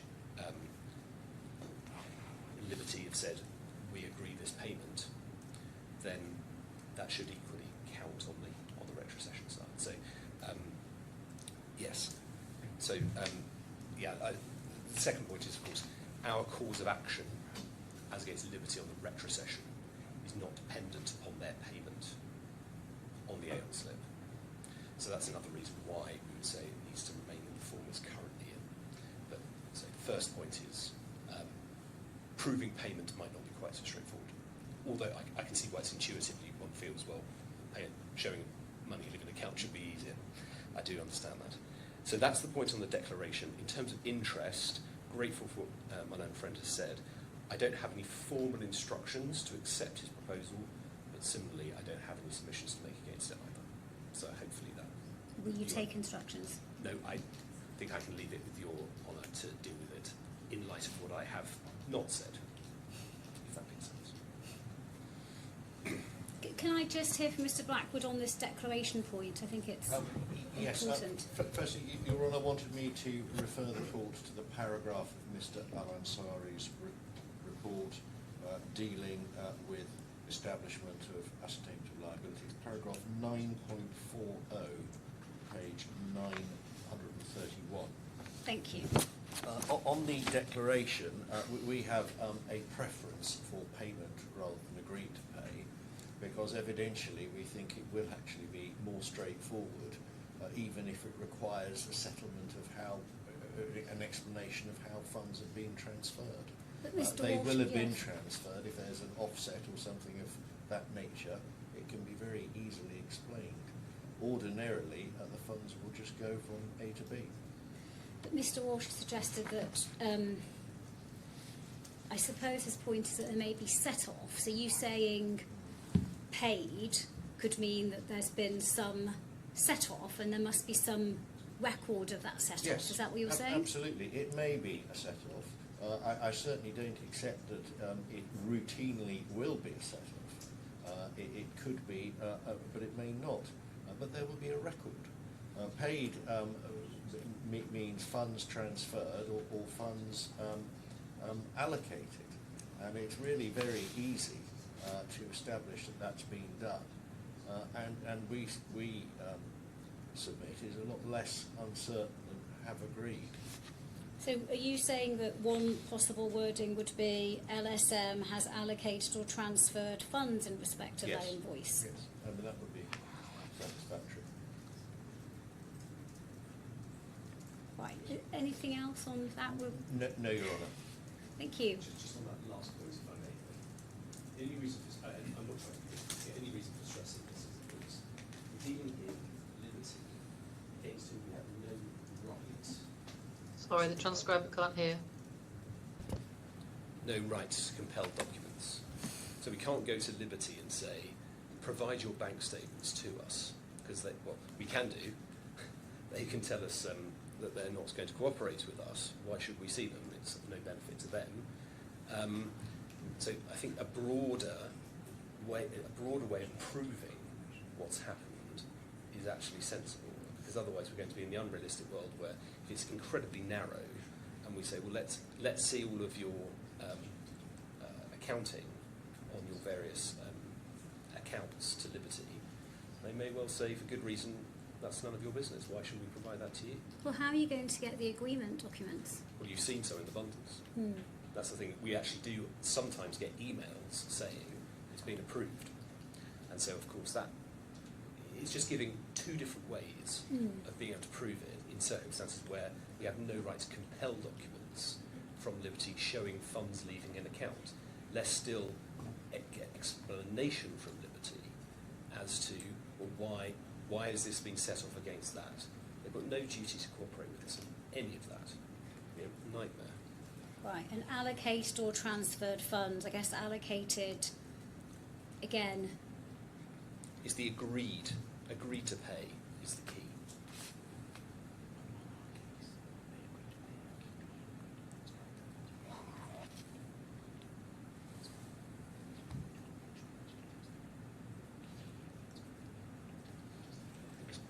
Sorry, I think that's fine. Yes, I think the key bit is the agreed to pay, and so we can provide some evidence that that's what's happened. And of course, if the position that ERS take is, well, that's insufficient evidence, that would be obviously regrettable, but that could be challenged if need be. But hopefully it will be in the form of the emails that we've seen as between lead and second agreement party saying, QBE saying, we're happy to approve this, Liberty saying, a second, we agree. And then QBE stamping an invoice and sending it off. That's how we would envisage it working.